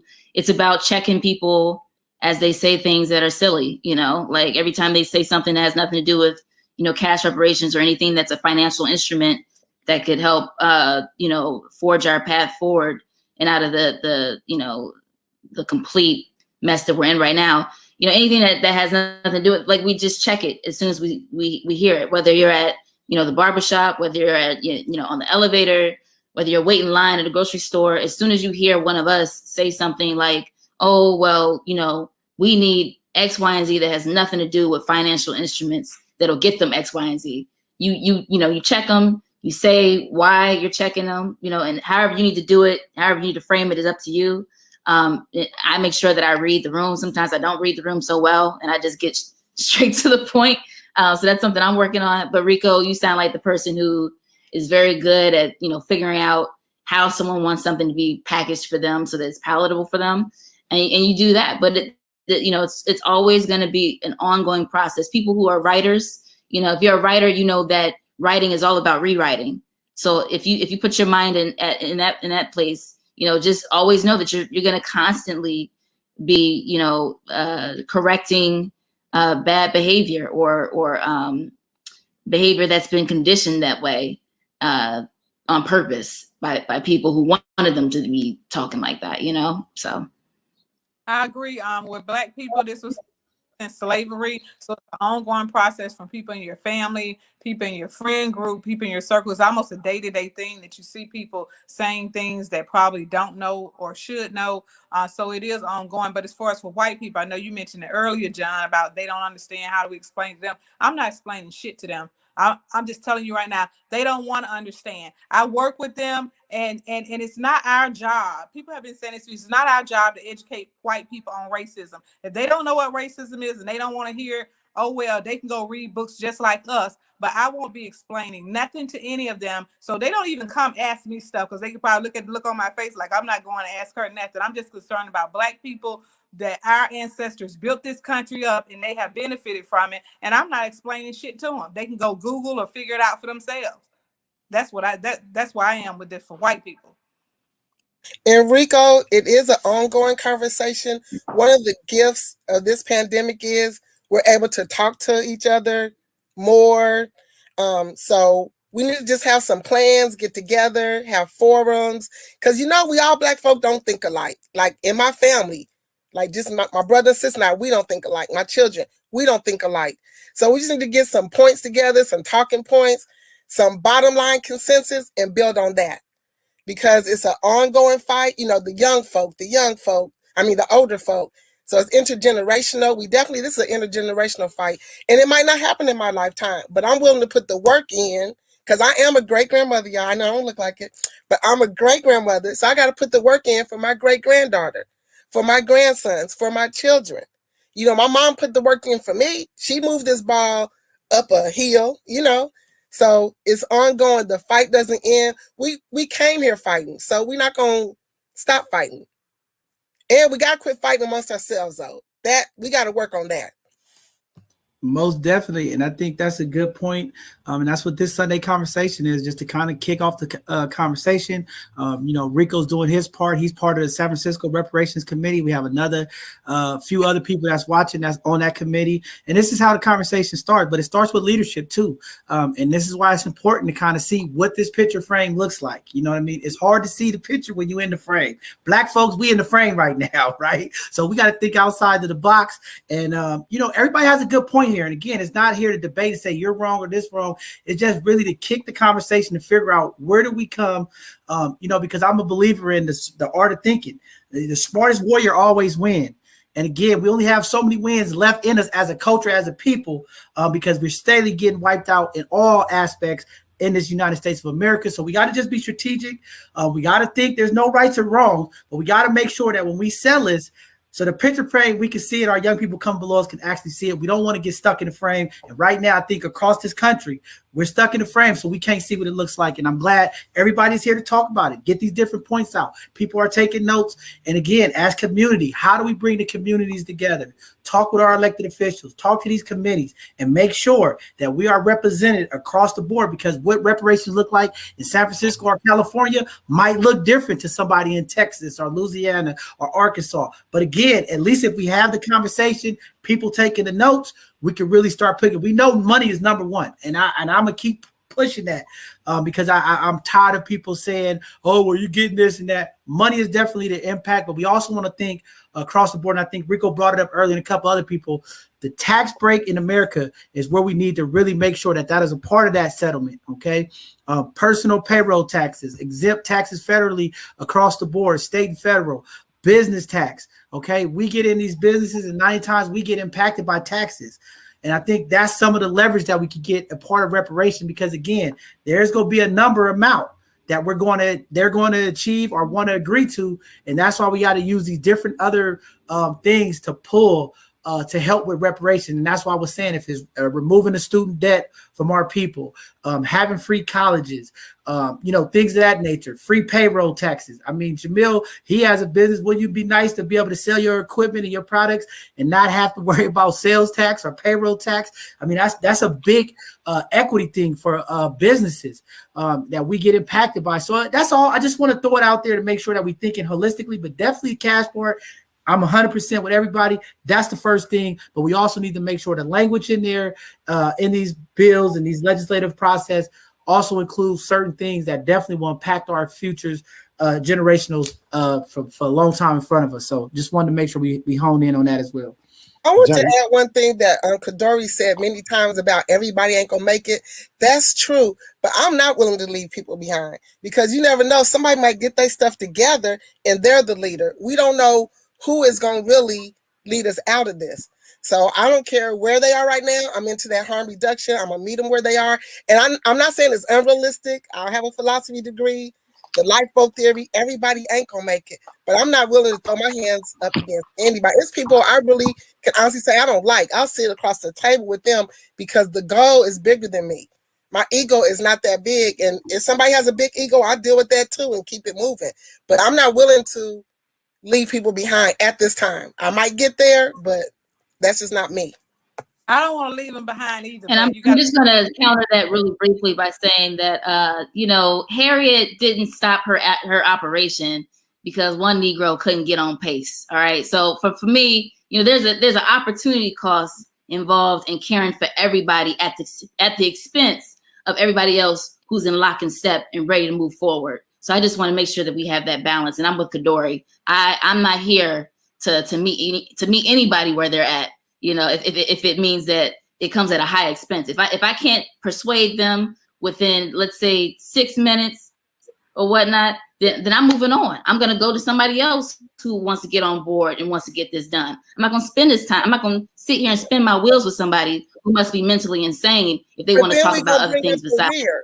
Then we have to bring up the rear. And I'll give an example. I'm super traumatized. I'm one of a mother that lost a child to gun violence. So I don't want y'all to leave me behind because on his birthday, I'm not ready to work. I got you the next day, so don't leave me behind because of my trauma. No, that's different. We can talk about that. That's different. And I'm sorry that happened to you.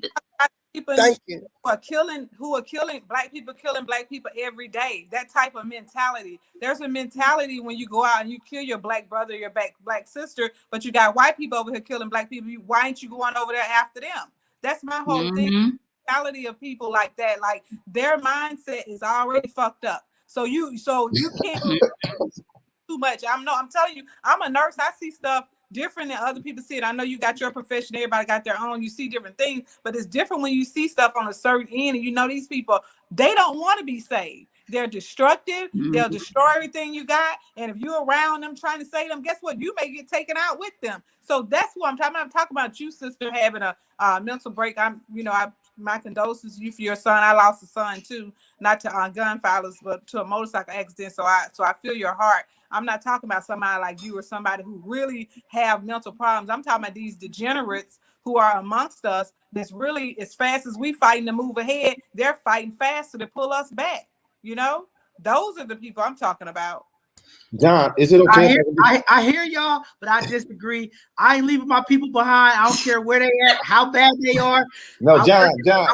I work with reentry. I work with young people, and you never know when a light switch is going to kick on, right? So I'm just being real. I'm never gonna leave people behind. I don't care where they at, and they might take me out. But again, look how many people that our ancestors before us was taken out.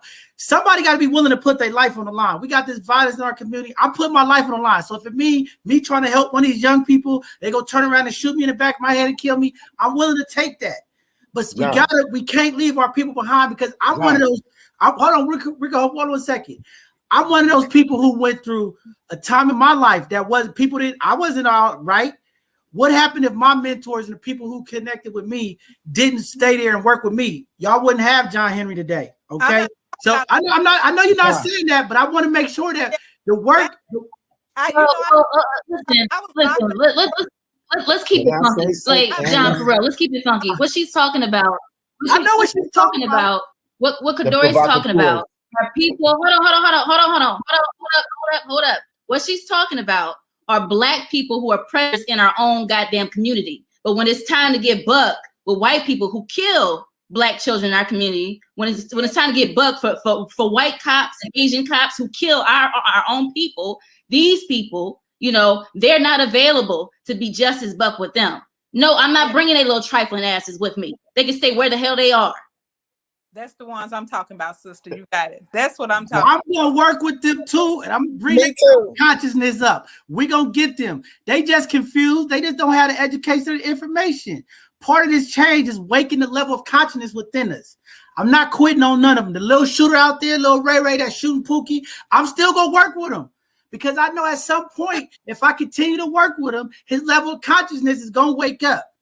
It just takes time. And then you got to understand, these young people are affected by drugs. They're not in the right state of their mind. It's a lot of different things. But I'm not giving up on my people. I love my people. I don't care. Some of them not in the best position. Some of them not in the right mental state. But I'm going to work with my people. I'm going to give them a second chance. And I'm going to keep working with them. That's all I can do. That's my responsibility as a leader of the community. I don't care what they're going through right now. I don't care if they don't think the way we think. But again, if I keep working with them and give them the information, there's a high potential that they will come out of that madness and make a change. Because if I could do it, I was one of those. So y'all talking about me. So I just want y'all to know. Y'all talking about me. Yeah, hold on. I got to get this thought out. I'm going to lose it. I don't want to lose my thought. First off, I want to uplift the individuals that are on the call, because I think that, you know, just listen to everybody. Everybody is right on point. And I think that sometimes when we disagree to agree, or when we disagree, I think it's just really like a way for us to kind of navigate through, like, what is the official thought that's of everyone, or what's the collective mindset. And I think that what's being said is like we really don't like really hold the provocateurs and the individuals that intentionally, right, that they look like us, but intentionally they sabotage our movements, right? They intentionally are the individuals who are in politics in high places, who don't advocate for reparations, who don't advocate for Black community, who is invested in the industrial prison complex. I understand what y'all saying. Definitely those individuals in the beginning of this movement, we're going to have to leave behind, and sociably they'll have to learn. Because I think when we look at every movement, when it goes to Harriet Tubman and all these different individuals who had movements and was trying to become free, the person who actually ratted them out was their own people. Like, it wasn't no one else. It was someone else who did it. So I think in terms of leaving community behind, I think that most community members, when we talk about reparations, we talk about cash payment, 100% all of them going to be behind us. And I think that it's just up to us as leaders to continue to fight, continue to do what we do, continue to figure out how do we be the perfect example. And I think through what we do and through our behavior, that's the best way to teach somebody. You know what I mean? And some folks, you know, I agree with, have to be left behind. And I'm not talking about Lil Ray Ray and Lil Pookie and Uzi Clip. I'm not talking about them. I'm talking about the individuals who intentionally don't believe in the Black movement, those who have assimilated into white America and westernized way of thinking, and will never think indigenous, will never think original at all, because they'll be the ones that hold us back and mess up our entire movement, and they'll get us unfocused. They'll start talking about stuff that has nothing to do with what we're talking about. So, I mean, but I did definitely want to uplift everyone thoughts and what they're saying, because everyone on here is powerful. I could feel the powerful vibes from every last person.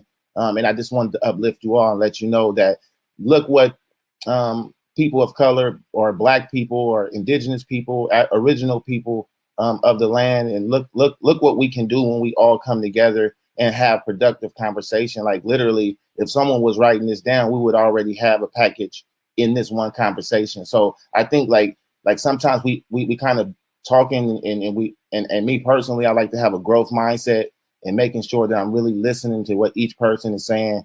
So that way I can get full clarity on the actual thought and what's the overall thought. And I think here we all can agree that the overall thought is economic empowerment for our people, funding, giving that money. And Aisha, I heard you when you said the percentages and we're the bank. You know what? I never thought about that, but if I'm the bank and I'm charging you a rate, I mean, like, to me, that's an amazing idea and that's an amazing thought. Like, and I could have it as a variable rate, and you know, you mess up or you default, I can raise that interest on whatever you already owe me. But definitely, like how do we educate community on what you're saying? Because some individuals won't even be able to understand. And I know John, he knows that stuff. He like that's one of his lanes. So like, how do we educate community on what you're saying? Because like being able to think in that mindset is really innovative, because now that's what builds wealth, is that it's creating those type of percentages and understanding variables and understanding like how people will be able to get paid. So how do we educate community on that? I know that's for a later conversation, John, but I definitely wanted to uplift what you said, because I definitely understood it. I don't understand it maybe in the context that John understand it or you, but I mean, it made sense to me. So I definitely wanted to uplift that. Thank you, Rico. Thank And you, Rico. I heard everybody, and I want everybody to know I knew exactly what you all was saying. But again, I also have to iterate. I was little Ray Ray. I was little Uzi Clip one time in my community. I was the guy that you said he ain't coming with me. And I'm just being real. And I knew what the context of what I know the content of what y'all was saying. But I just wanted to put that out because it was a time you wouldn't want me, Age, to come with you. You'd be like, oh, leave his ass over there. That was him. Okay. But again, it comes with mentorship. It comes with being around the right people. And it starts with conversations like this to open your mind. As soon as our young people is willing to open our minds and our elders of the community about this change, and we have these conversations, we awaken that consciousness because everybody has it, right? But when we in the community, we have drugs, we have different things that impact us. It impacts our consciousness and our mental way of thinking, right? So we got to keep that up. And I just wanted to put that out there because a lot of people left me behind too. And I was able to stay open, and through mentorship and guidance and conversations like this, making me think outside the box, it has pulled me a long way. And I just don't want to forget about them because a lot of talent is in our community. It's a lot of love. It's a lot of humility. But again, sometimes the circumstances of where we are, environments, the people we're around, and the things we put in our bodies sometimes give us something off that's not typically us. But we on the right path here. And I think this is a great conversation starter to kind of dive into another part that I want to go into about these reparations, who's get them, right? Because I've listened to other reparation conversations and people are talking about, but what about me? I'm a biracial mixed man. Do I get reparations? I'm from Africa. Do I get reparations? So again, when we're talking about reparations, are we looking at the whole Africa diaspora? Or are we talking about the American blacks, right? And what does that look like? American black. Okay. What you want to say, Age? I saw you shaking your head. Yeah, I was shaking my head to the diaspora. You know, they need to just go ahead and put in the work to shake down the queen and her royal spanks. You know, that's their fight. You know, figure that out. We got our blueprint here that we're gonna do. This is for people who are American descendants of slavery. And I would even add, if I could, folks who maybe even immigrated as Black people back in like 1910 or 20, you know, because they were still predisposed to Jim Crow and all that other nonsense, presumably. Okay, so and I'm just speaking. I haven't done the research exactly to say who's exposed to what, but I think that's the point of studying it and seeing if their families actually did endure the same exposure or similar or comparable exposure to Jim Crow, and then you would do some sort of percentage of what they'd be given. For the biracial child, you know, I would just say if one of your parents is ADOS, then you just get half of what everybody else is getting. It's very simple to me. You know, you're not ADOS on both sides. So it's not very difficult to split that up. Right. Well, I'm going to say, go ahead. Go ahead, Tony. Go ahead. In this country, one drop of Black blood made you Black. You experience a lot of negative things for that. I think you have to have the lineage born in America. I'm really big on Pan-Africanism, but what that means to me is a lot of times we African Americans do stuff and it trickles and ripples to the rest of the world. So they don't need to get our coins. They watching what we do. They sometimes elevate what we do, but we need to but take care of those born here. I'll give you an example. President Obama, no, sorry. Love him. No. And we just have to love him. So he don't get it because his experience didn't come through here. His children get it. His wife get it. So I think you have to have been born here. That birth certificate, and now birth certificates have a barcode on it. Yeah, that's what's gonna matter. And I think that's a well, great point. I think it's more than just that. It's genealogy as well. Just because you're born here, I don't think you should just get it. It really comes down to your lineage. Do you have roots in this country? You know, with Obama, you know, it's no surprise that he basically skated the whole time he was in office. You know, yeah, now that I'm going, Aisha, I'm saying exactly what you said. You said you like him. I'm just saying I don't like Obama. Once you realize how much he could have done for us and how he spoke against reparations, like he took the time to speak against reparations, like he had any credence at all to speak of the matter. Why right? you distracted on because I love him But I agree with what you're saying. You distracted by my love Okay. for him. So yeah, I think you have to have that lineage here. And I hadn't thought about those coming here, immigrating, who are still alive in the 1910s, because they dealt with Jim Crow laws. They dealt with a lot of stuff we did, even in San Francisco, the redevelopment, so if you came here through that. But I think maybe what you're saying also, Asia, everybody don't get the same amount. That's the conversation too. I hadn't thought of that. I was thinking if you're Black, you was born here, you experienced slavery, you get it. But I don't know now. But again, also the indigenous native to the land, because when we talk about Native American, okay, we know that there are Native Americans, but then there's also indigenous native to the land, which are copper colored people who were actually enslaved also, right? Who look just like us, who have the same pigmentation, who have the same bone structure as majority of us, because most of us don't even know if we were traveled from Africa or we're the original of the actual land. So I think like how do so 1, 2, 3, that DNA site, right? How do you even know the actual genealogy when all that stuff is fake? So what's the real lineage of anything? You know what I'm saying? So I don't know, what would it actually look like? Because I know that my family come from Jackson, Mississippi, and there's documents that kind of prove all that stuff, but the history is being so lost. What about the individuals that wouldn't be able to prove that because their genealogy and families were destroyed because of the war on drugs and all that stuff? So how would they be able to actually prove that they were descendants of slavery compared to they just Black and they came to America 50 years ago and they don't have the same experiences as us, but they're living as if they have that same experience. That's so how do you answer that? Let me say this though, Rico. You got to realize none of us was affected per se by slavery living here in America, but our great grandmothers and different ones, right? You got to think about when the slaves were released. We just celebrated Juneteenth. A lot of those people got rid of their names, so it's hard to track where it all came from because those different slave owners, once the people were free, a lot of people changed their names, their last name to different things of that nature. But again, the reason why I'm advocating for the American Blacks is because every culture has enslaved Black people, even the Indians. And like Asia said earlier, somebody said earlier, the Indians have got parts of reparation through land and things of that nature. We are the only one. Yes, Rico. Hold on. Not all Native people are even recognized as Native people. I'm just saying. Right. The Native copper colored people to the Americas are not even known or recognized as Native American. They're not even. So are we excluding them, right, from the equation? That's what I'm asking. Are we excluding them from the equation? No, I think it's. Go ahead. I'm sorry. Go ahead. I think we're overthinking this.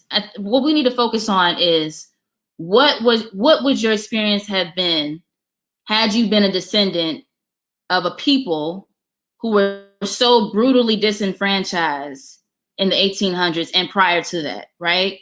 If that includes, your Cherokee grandmother who had long kinky hair, but she's not included in the Cherokee tribe because she doesn't look Eurocentric enough for them. Because we know that they license out that identity to white folks, right?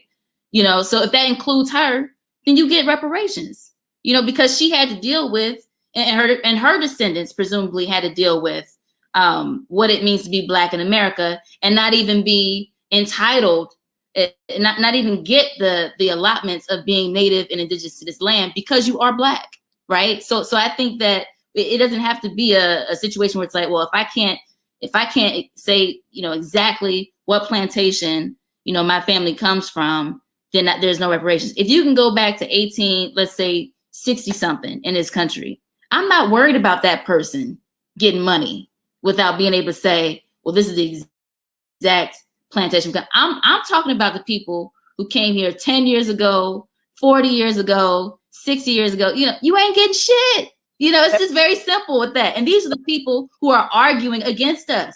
We can completely ignore them. I'm not worried about somebody else who has indigenous blood that's copper, because I come from that background. My great grandmothers who come from that, right? I'm not worried about validating how Black they are and saying that they can get this reparation, not this. I already know how it was. If they were marrying Black people who were descendants of slaves, that, you know, we know we were in that culture, that community of disenfranchised folks. I'm focused on making sure that the people who should be focusing on CARICOM and reparations for the islands, that they're not double dipping and getting money over here as well.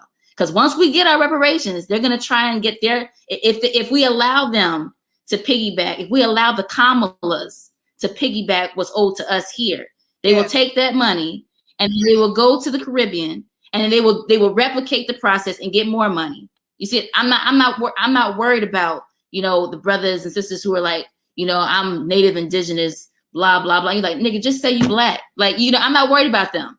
I'm worried about the other ones who are really trying to. You're absolutely right, Asian. Keep in mind, my knowledge has never said Black woman. I've never heard that. I don't know if anybody else ever heard, but I've never heard her say she's a Black woman. That's true. I haven't. I haven't either. Y'all leave y'all sister alone. Now we're gonna keep moving on with this conversation. Well, she was on my list. We in the same sorority. She ain't my sister. She's a woman, right? We know women empowerment. Y'all support y'all sister now. Don't be backing out. Don't be backing out of y'all women support. Hell no. There's contingencies with that. There's contingencies that you can always.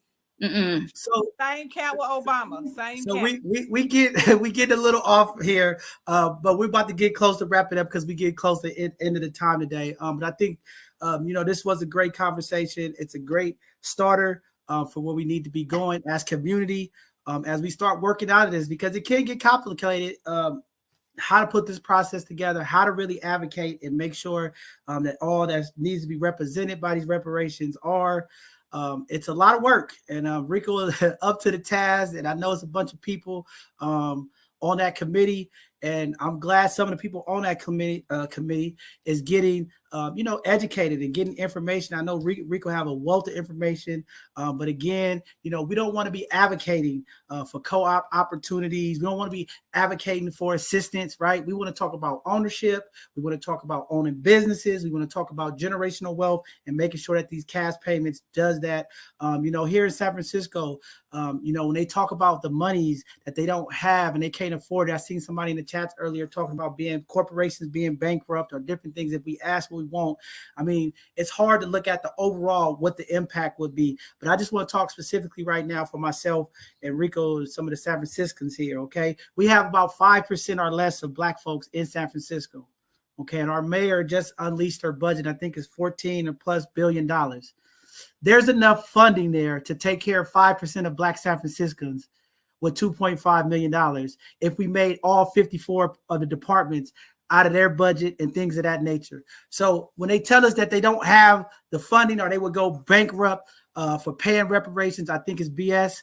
I think it's financial opportunities there to make sure that the people that's been impacted by this slavery and some of the things that's impacted us today, there's money there. We could spend $3, $4, $5 trillion on this. We got infrastructure bills for trillions of dollars. America has to do their part, and we're not pushing white guilt. It's about America as a whole, the federal government, the state government, the local. They have to make this right. Okay. They try to make their small acknowledgments. You know, the president just signed Juneteenth as a national holiday, and that's a sign of acknowledgement. And we need to take it further, and it starts with reparations, and it starts with equity, and it starts about a lot of the things that we need to do moving forward. Again, the race is not over, even with the money, until we systemically deal with the Constitution, the way our federal judges are being appointed. There's a bigger fight, and reparations is just a start, but we got a lot of work in the Black and brown community to do.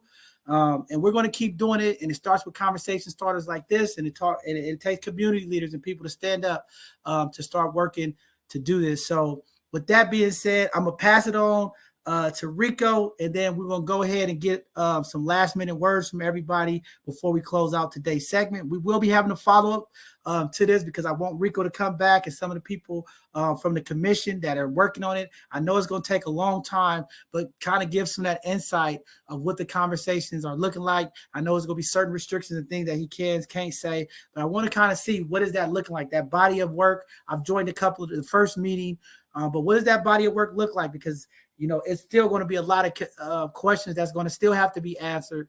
And I like that Rico, because it's still going to be some stuff that we need to add in there as the numbers start rolling out. Yeah. So, I mean, I first off, I just want to say thank you, John, for having me again, my brother from another mother. We just going to continue to fight and continue to do what we do. I think everybody here is amazing, and all the amazing words was very uplifting this Sunday. And I think for me, this is not only therapeutic, but it's very spiritual and touches my soul when I get with my people and we are able to have these type of conversations, engage with each other. I'm a very sociable person. Hopefully one day we can do this in person and hang out and kind of chill.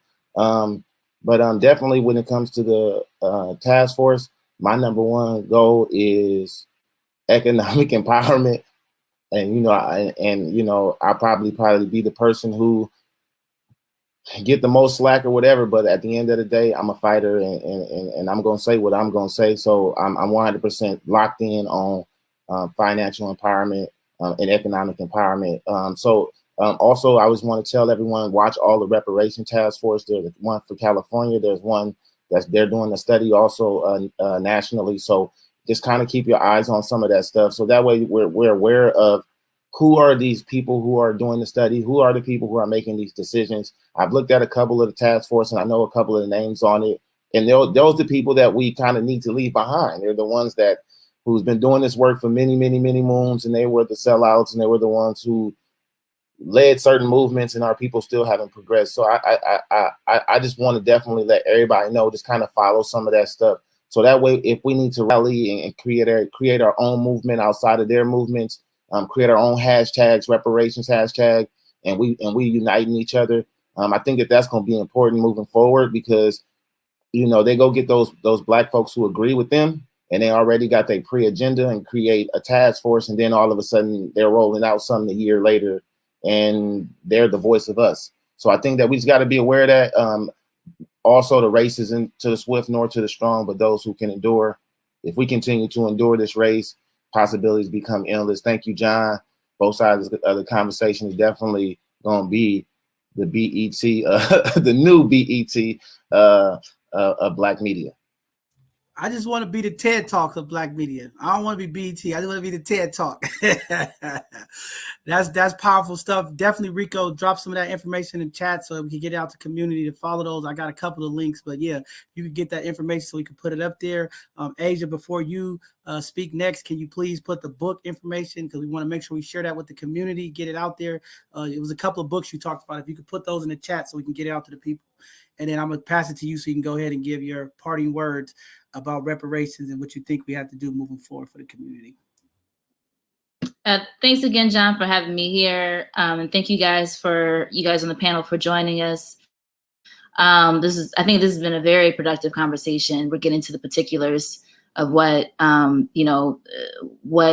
reparations looks like for us. I think for a while, we had the issue of trying to convince folks, that were old reparations. And I think Jamel, I think I'm saying your name right. I can't see your name here, but I think what he was mentioning was we're the only people who will talk ourselves out of getting money.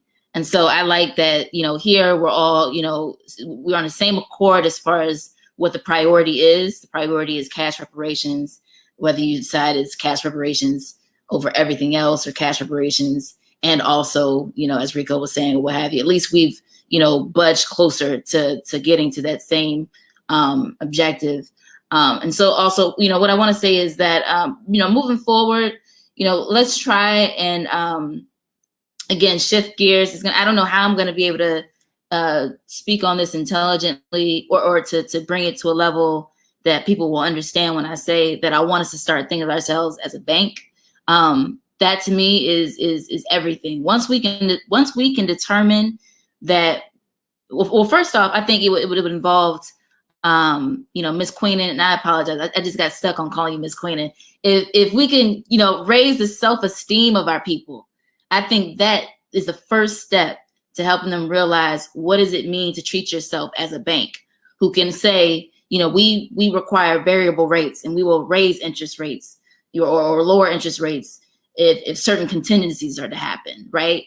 to get us to that level first, we need to raise the self-esteem of our people, I think. And then the financial literacy sort of comes alongside that.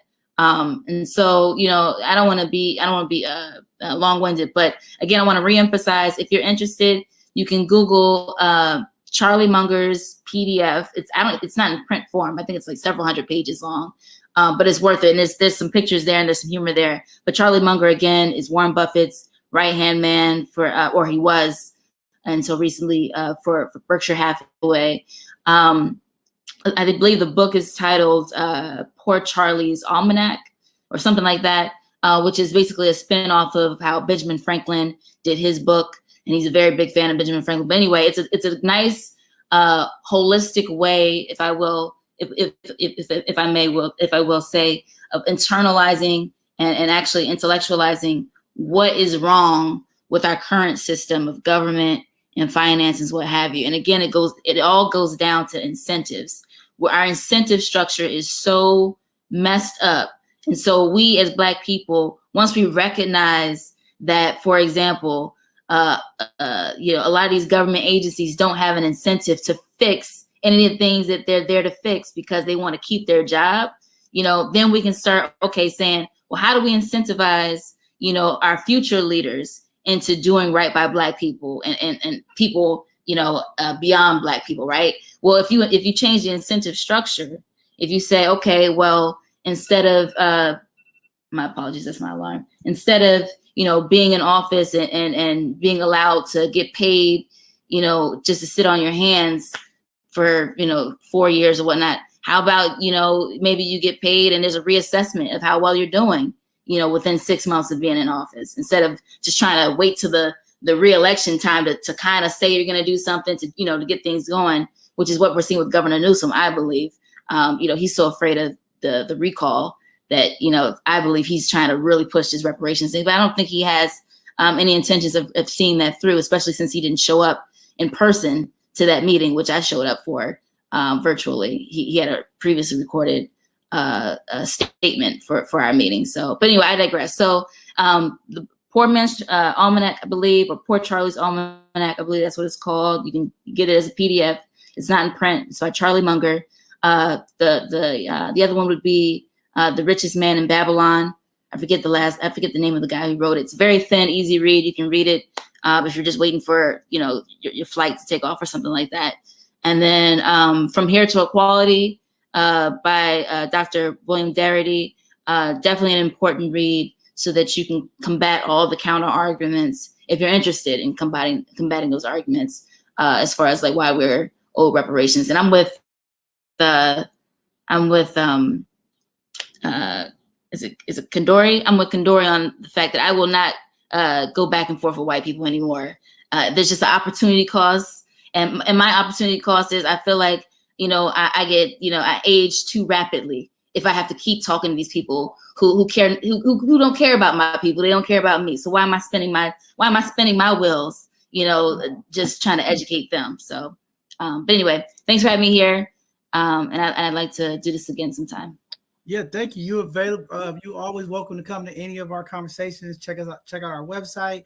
For all of you who want to be panelists for any of our upcoming conversations, please go there. But you know, I gotta mess with you, Asia, because you just said we gotta lift up we gotta lift up the self-esteem of our people, but you're gonna leave all our people behind. So how you gonna get there? I'm just you can do your part. You can do your part to help them out. I'm saying don't bring them Trojan horses in my house. Okay, I don't have time to figure out who gonna be the one that finally come across the finish line. I'm not trying to take a bullet. Okay, so if you want to do that, that's on you.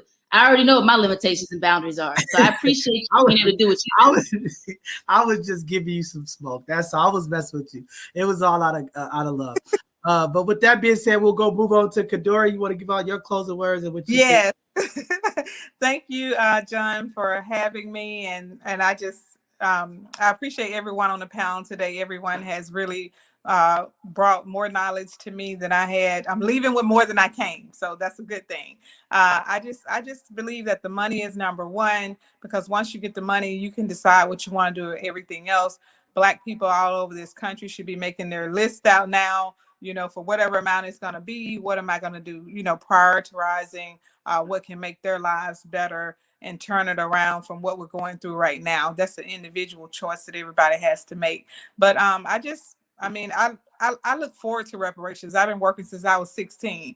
I'm tired of working for everybody else. I want to be able to indulge in my business and grow generational wealth for my family by getting what's due to me from my ancestors. They helped build this country. So it's long overdue. And I'm looking forward to it. Thank you. Thank you for coming on today and helping with this conversation as well. We appreciate you and all the support you do for the community. I want to thank you. So we're going to move on to Miss Queen. Her name is Miss Tony, but, she's been queening all day. So that's my new name. Don't forget it. Well, thank you, everyone. I've also been uplifted and ready to, go fight some more. So I think the bottom line we've all talked about is we want some money. I also think we could get this individual money, but it may be easier for them to give us some collective money. And what I mean by that is, for example, Georgetown gives free education for descendants of the slaves there. I'll take some collective money. I want my individual money, but if it's just easier for you to send it to me as a group, let's do that too, because then that'll empower us as a nation. And instead of reinventing the wheel, I'm glad you gave me a reading list, Miss Asia. But I'm leave us with this poem because I think it has a lot to do with how we can move forward. And it's with a Sada Shakur. And she says, "It is our duty to fight for our freedom. It is our duty to win. We must love each other and support each other. We have nothing to lose but our chains." So I'm just ready to fight. I stay fighting. So let's do it. Let's do it together. Let's get this money. Let's empower our community and then work on health and wealth and love. That's all. See, I love Miss Tony. That queening is real. See, that's powerful, man. That was good words to give back to the people. I love you for that. Miss Michaela, do you have something you want to leave to the community? Yes. I work in the mental health field. So what we have been dealing with mostly is one, actually getting more funding, and two, using that funding to be allocated towards the mental health services we need and actually creating more mental health services. So I'm still going to keep on, fighting that fight because I believe that all people with mental health challenges should be treated just the same as people who don't have mental health challenges. So, and we've also been dealing with things related to the unhoused too. So, definitely, thank you, Michaela, for coming on. The work you do is very important, and we appreciate you as well. So, thank you for coming on today and being part of today's show. Last but not least, my brother, Mr. Grind Time. Come on, holla at the people before we get out of here. Hey, first I want to thank everybody, for what they had to share and whatnot. And like the lady said, I'm coming with some things, I didn't have when I came. My closing remark is, there's a phrase I use. I often say that I'm Black first. I'm not male or female first. I'm not Democrat or Republic first. I'm not Protestant or Catholic first. I'm Black first. And I understand that white supremacy stronghold on me as a Black person is its economy. And I understand that Black economic empowerment is my only way to break those chains and that stronghold. And it is our only path to success. So I would say in closing that if we can stick to the conversation of money when discussing money first and foremost, then we can stay focused on all the other things once we secure our freedom through that economic freedom hold. Thank you. Man, powerful stuff, powerful stuff. Thank you all for giving that information and feedback to the people. It is much needed. I have enjoyed myself today with this conversation. I got a little bit more research that I need to do to continue to further impact our community. As you guys know here at both sides of the conversation, we are always about intentionally educating the community through communication and information. And it starts with conversations like this. I believe in freedom. Free the dome, take the chains off the brains, and we will maintain and do the things that we need to impact our people and beyond. And it starts with reparations, and it starts with money. And so the people out there listening, we want our dollar bills, as they say, dollar bills, y'all, so that we can impact our community, because it is a lot of lack of services and things that definitely could be changed if we had those reparations.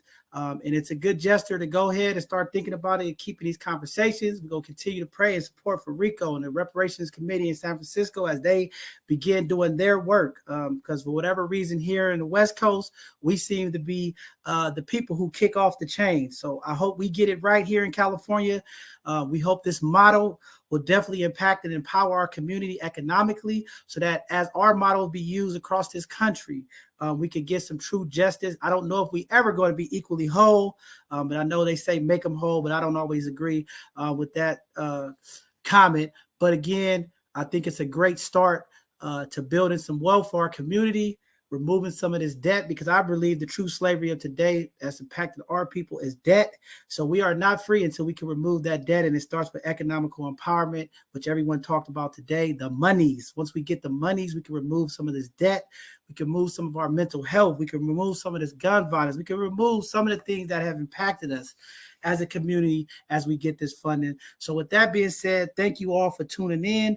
This Tuesday, we will have another Hidden Gem segment where we'll be highlighting our Black and Brown businesses, as well as uplifting our community leaders as we do every Tuesday. And then this Thursday, we're going to have an Educational Thursday presented by Officer Ken Lee of San Francisco Police Department, talking about fireworks safety, to educate the community about what's going on with fireworks and how people are going to be impacted before we approach the 4th of July weekend. So that's going to be an Educational Thursday. And then next Sunday, we're going to have another conversation. We're going to be talking about what does independence mean to other people. We know we just celebrated Juneteenth, and we understand that was the true time of our freedom. But we're going to have a community conversation to talk about Independence Day and things of that nature. And it's going to be a real community conversation. So looking for all you that can join next Sunday. We still have open panelist spot. We're going to keep it real and talk about this thing that we celebrate, or in this country, they celebrate 4th of July, Independence Day. So with that being said, thank you all for tuning in today. What a phenomenal panel that we had today. All of our panelists with all the wealth, knowledge, information, kicking off the conversation with reparations. I hope this was informative. There will be another conversation about reparations as we move closer, as we get more information coming from the state and locally here, as the progress of the work continue. And that's why we always thank our good brother Rico here, because he is a freedom fighter. He is also out there making sure that our young people are doing the things that need to be done, and making sure community has a real voice when it comes to making sure everything is right, and accountability. So thank you, Rico. Thank you, Asia, for being a freedom fighter. Thank you, Michaela. Thank you, Miss Queen, Miss Tony, for all the things you do for the community. Miss Kadori, Jamil.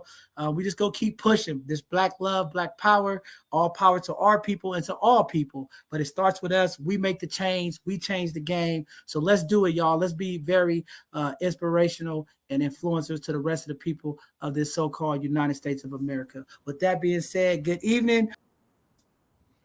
All right, everybody. Thank you all for tuning in. I know that was a replay from last week. Phenomenal conversation. Again, I want to thank Tony, Rico, Michaela, Asia, and Jamil for coming on. True gems of the community, doing things to bless the community. They just doing the work, man. Shout out to my brother Jamil, making sure that one of the youngsters who's getting ready for college had a computer, and he took him out, purchased him a computer. That's what it takes, man. Giants grind time, man. Shout out to grind time. It's all love. I seen people in the comments today. I was getting your comments up there. Maybe you all didn't know this was a replay from last Sunday. We were going to have a Sunday conversation this week, but we end up listening to the community and to our community and the people here at both sides of the conversation. So we decided to have the replay for the day because a lot of people last Sunday missed the conversation and they wanted to see it again. So we was able to get it up. It is on our YouTube. It is on our website, but we just thought it'd be fitting to have it here today. I seen it was some racial comments put into our comments today. We blocked that person. Unfortunately, everybody don't want to hear this conversation about reparations, but we're going to continue to have this conversation as we move closer. We're going to keep pushing. Everybody's not going to be in alliance and agreement of reparations, and that's fine. We know the history. We know what's really going on. Want to give a shout out to Tamika Coleman. She was watching today, making comments. I'm going to have to reach out to her in her message box. So you're going to hear from me, Miss Tamika. You're talking about some things that's not true and you disagree with me. We'll have a healthy debate. We can agree to disagree. But I will be reaching out to you and find out what's your issue were with some of the comments that was made today. I know it was all out of love. It wasn't nothing that she was saying that was disrespectful. But I will reach out to you to make sure we clear whatever you thought that was wrong information. I see there was a couple of comments that you had in there that you didn't agree with me. And that's fine. Everybody has their opinion. Everybody has a perspective. And that's just what it's about. Both sides of the conversation. I'm not always right, and everybody else ain't always right. I'm always learning every day. I do my research, and there's a lot of things that sometimes people are misinformed. But again, Ms. Coleman, I'll be reaching out to you. I'll be in your inbox. Believe me, I'll be reaching out to you, try to have a conversation with you to see what was going on. But phenomenal conversation. Today is the 4th of July. I know there's a lot of fireworks shows going out in the community. Please be safe. I know there's people are still going to be out popping fireworks, but please be careful. As we know here in the Bay Area, the weather's been hot, it's been dry, and the last thing we need is house fires, grass fires, and things of that nature that impact our community negatively. But have fun, be safe, watch out for the people that's drinking and driving. We'll continue to do our part here at both sides of the conversation. We got a lot of more conversations coming up, a lot of powerful stuff that need to happen, conversations that need to happen, especially when we talk about leadership. One of the conversations that we're going to be honing in is about this leadership, mentoring. What does it look like in our community? I think we need to have a conversation. There's a lot of community leaders. There's a lot of organizational leaders. There's a lot of people who are influencers in our community. And we need to make sure that people really understand what mentoring and influencing looks like when we're dealing with our young people, when we deal in the community. Because sometimes as leaders of the community, as elders of the community, sometimes the things that we promote and the things that we do negatively impact our young people who are watching us. We have to be the people to stand up, put our foot down and say no, yes, and make sure that we lead in by example. Nobody's perfect, but leading by a great example, and make sure that we stand in true to what real mentorship looks like, what real leadership looks like, and make sure that we're not straddling the fence when we're trying to give back to our young people in the community. And I know sometimes with things changing, sometimes people think it's okay, and I think sometimes our community, especially in the Black and brown community, we enable behaviors that are not always what we need to be encouraging or influencing, especially to our young people. So we'll have a conversation about that. I think some people in our community need to hear it. Some people think that they're doing such, things that's really impacting us. But again, sometimes the things that they're doing are really impacting and disadvantaging information things to our young people. And we need to make sure that our young people are seeing people who are doing the right things from real role models who are making a stance, because again, we're trying to lead them in the future for bright futures and making sure that they get the right information. So with that, it's a lot more work to do. Continue to pray for the families. There's a lot of loss and things that's been happening across this country and across the world.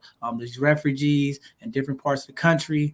It's real. So keep our prayers out there. Continue to do your part. You be the change. I'll be the change. Let's work together and make change, all in solidarity. Let's do this. There's a lot of work that needs to be done, and we're going to start doing our part and continue to do our part and start bringing some of these innovative ideals and information to the community as we continue to build capacity, build our presence in the community, and advocate for the people. That's what we're going to continue to do. And it starts here, with the narrative shift, letting people know the good, the bad, the ugly, and otherwise. There are positive things happen. There are organizations that's impacting our community. There are people doing the work. We got to get behind them. We got to lift them up, and we got to support them. So with that being said, happy 4th of July for y'all that are celebrating. Be safe out there. Enjoy your family time, and be safe as we enter this next quarter. Hopefully it's not as violent as the last quarter was, as we already starting off. It's not going off to a good start, but we're going to continue to keep working with our young people, working with the people in the community, supporting our mental health, and getting the services that's needed to the community. So with that being said, thank you all for tuning in today. I know it was a replay from last week. Some people seen it, some people didn't. I hope you got information from it. The conversation of reparations are happening. Things are moving forward. So looking to engage with community moving forward. And this Tuesday, we will have another segment of Hidden Gems. And this Thursday, we'll have another educational presentation. And next Sunday, we will have a conversation on toxic masculinity. Got some powerful brothers that should be joining this conversation. We still have spots. So if you're a panelist and you feel like you want to be a part of that conversation, please reach out to us on our website and join as a panelist. Our team will reach out to you and get you booked for next Sunday's conversation. With that being said, have a blessed 4th of July weekend, everybody. Be safe. Enjoy the fireworks shows. Enjoy your families. Enjoy the food. Be safe. And we'll see you all this Tuesday. Have a great evening.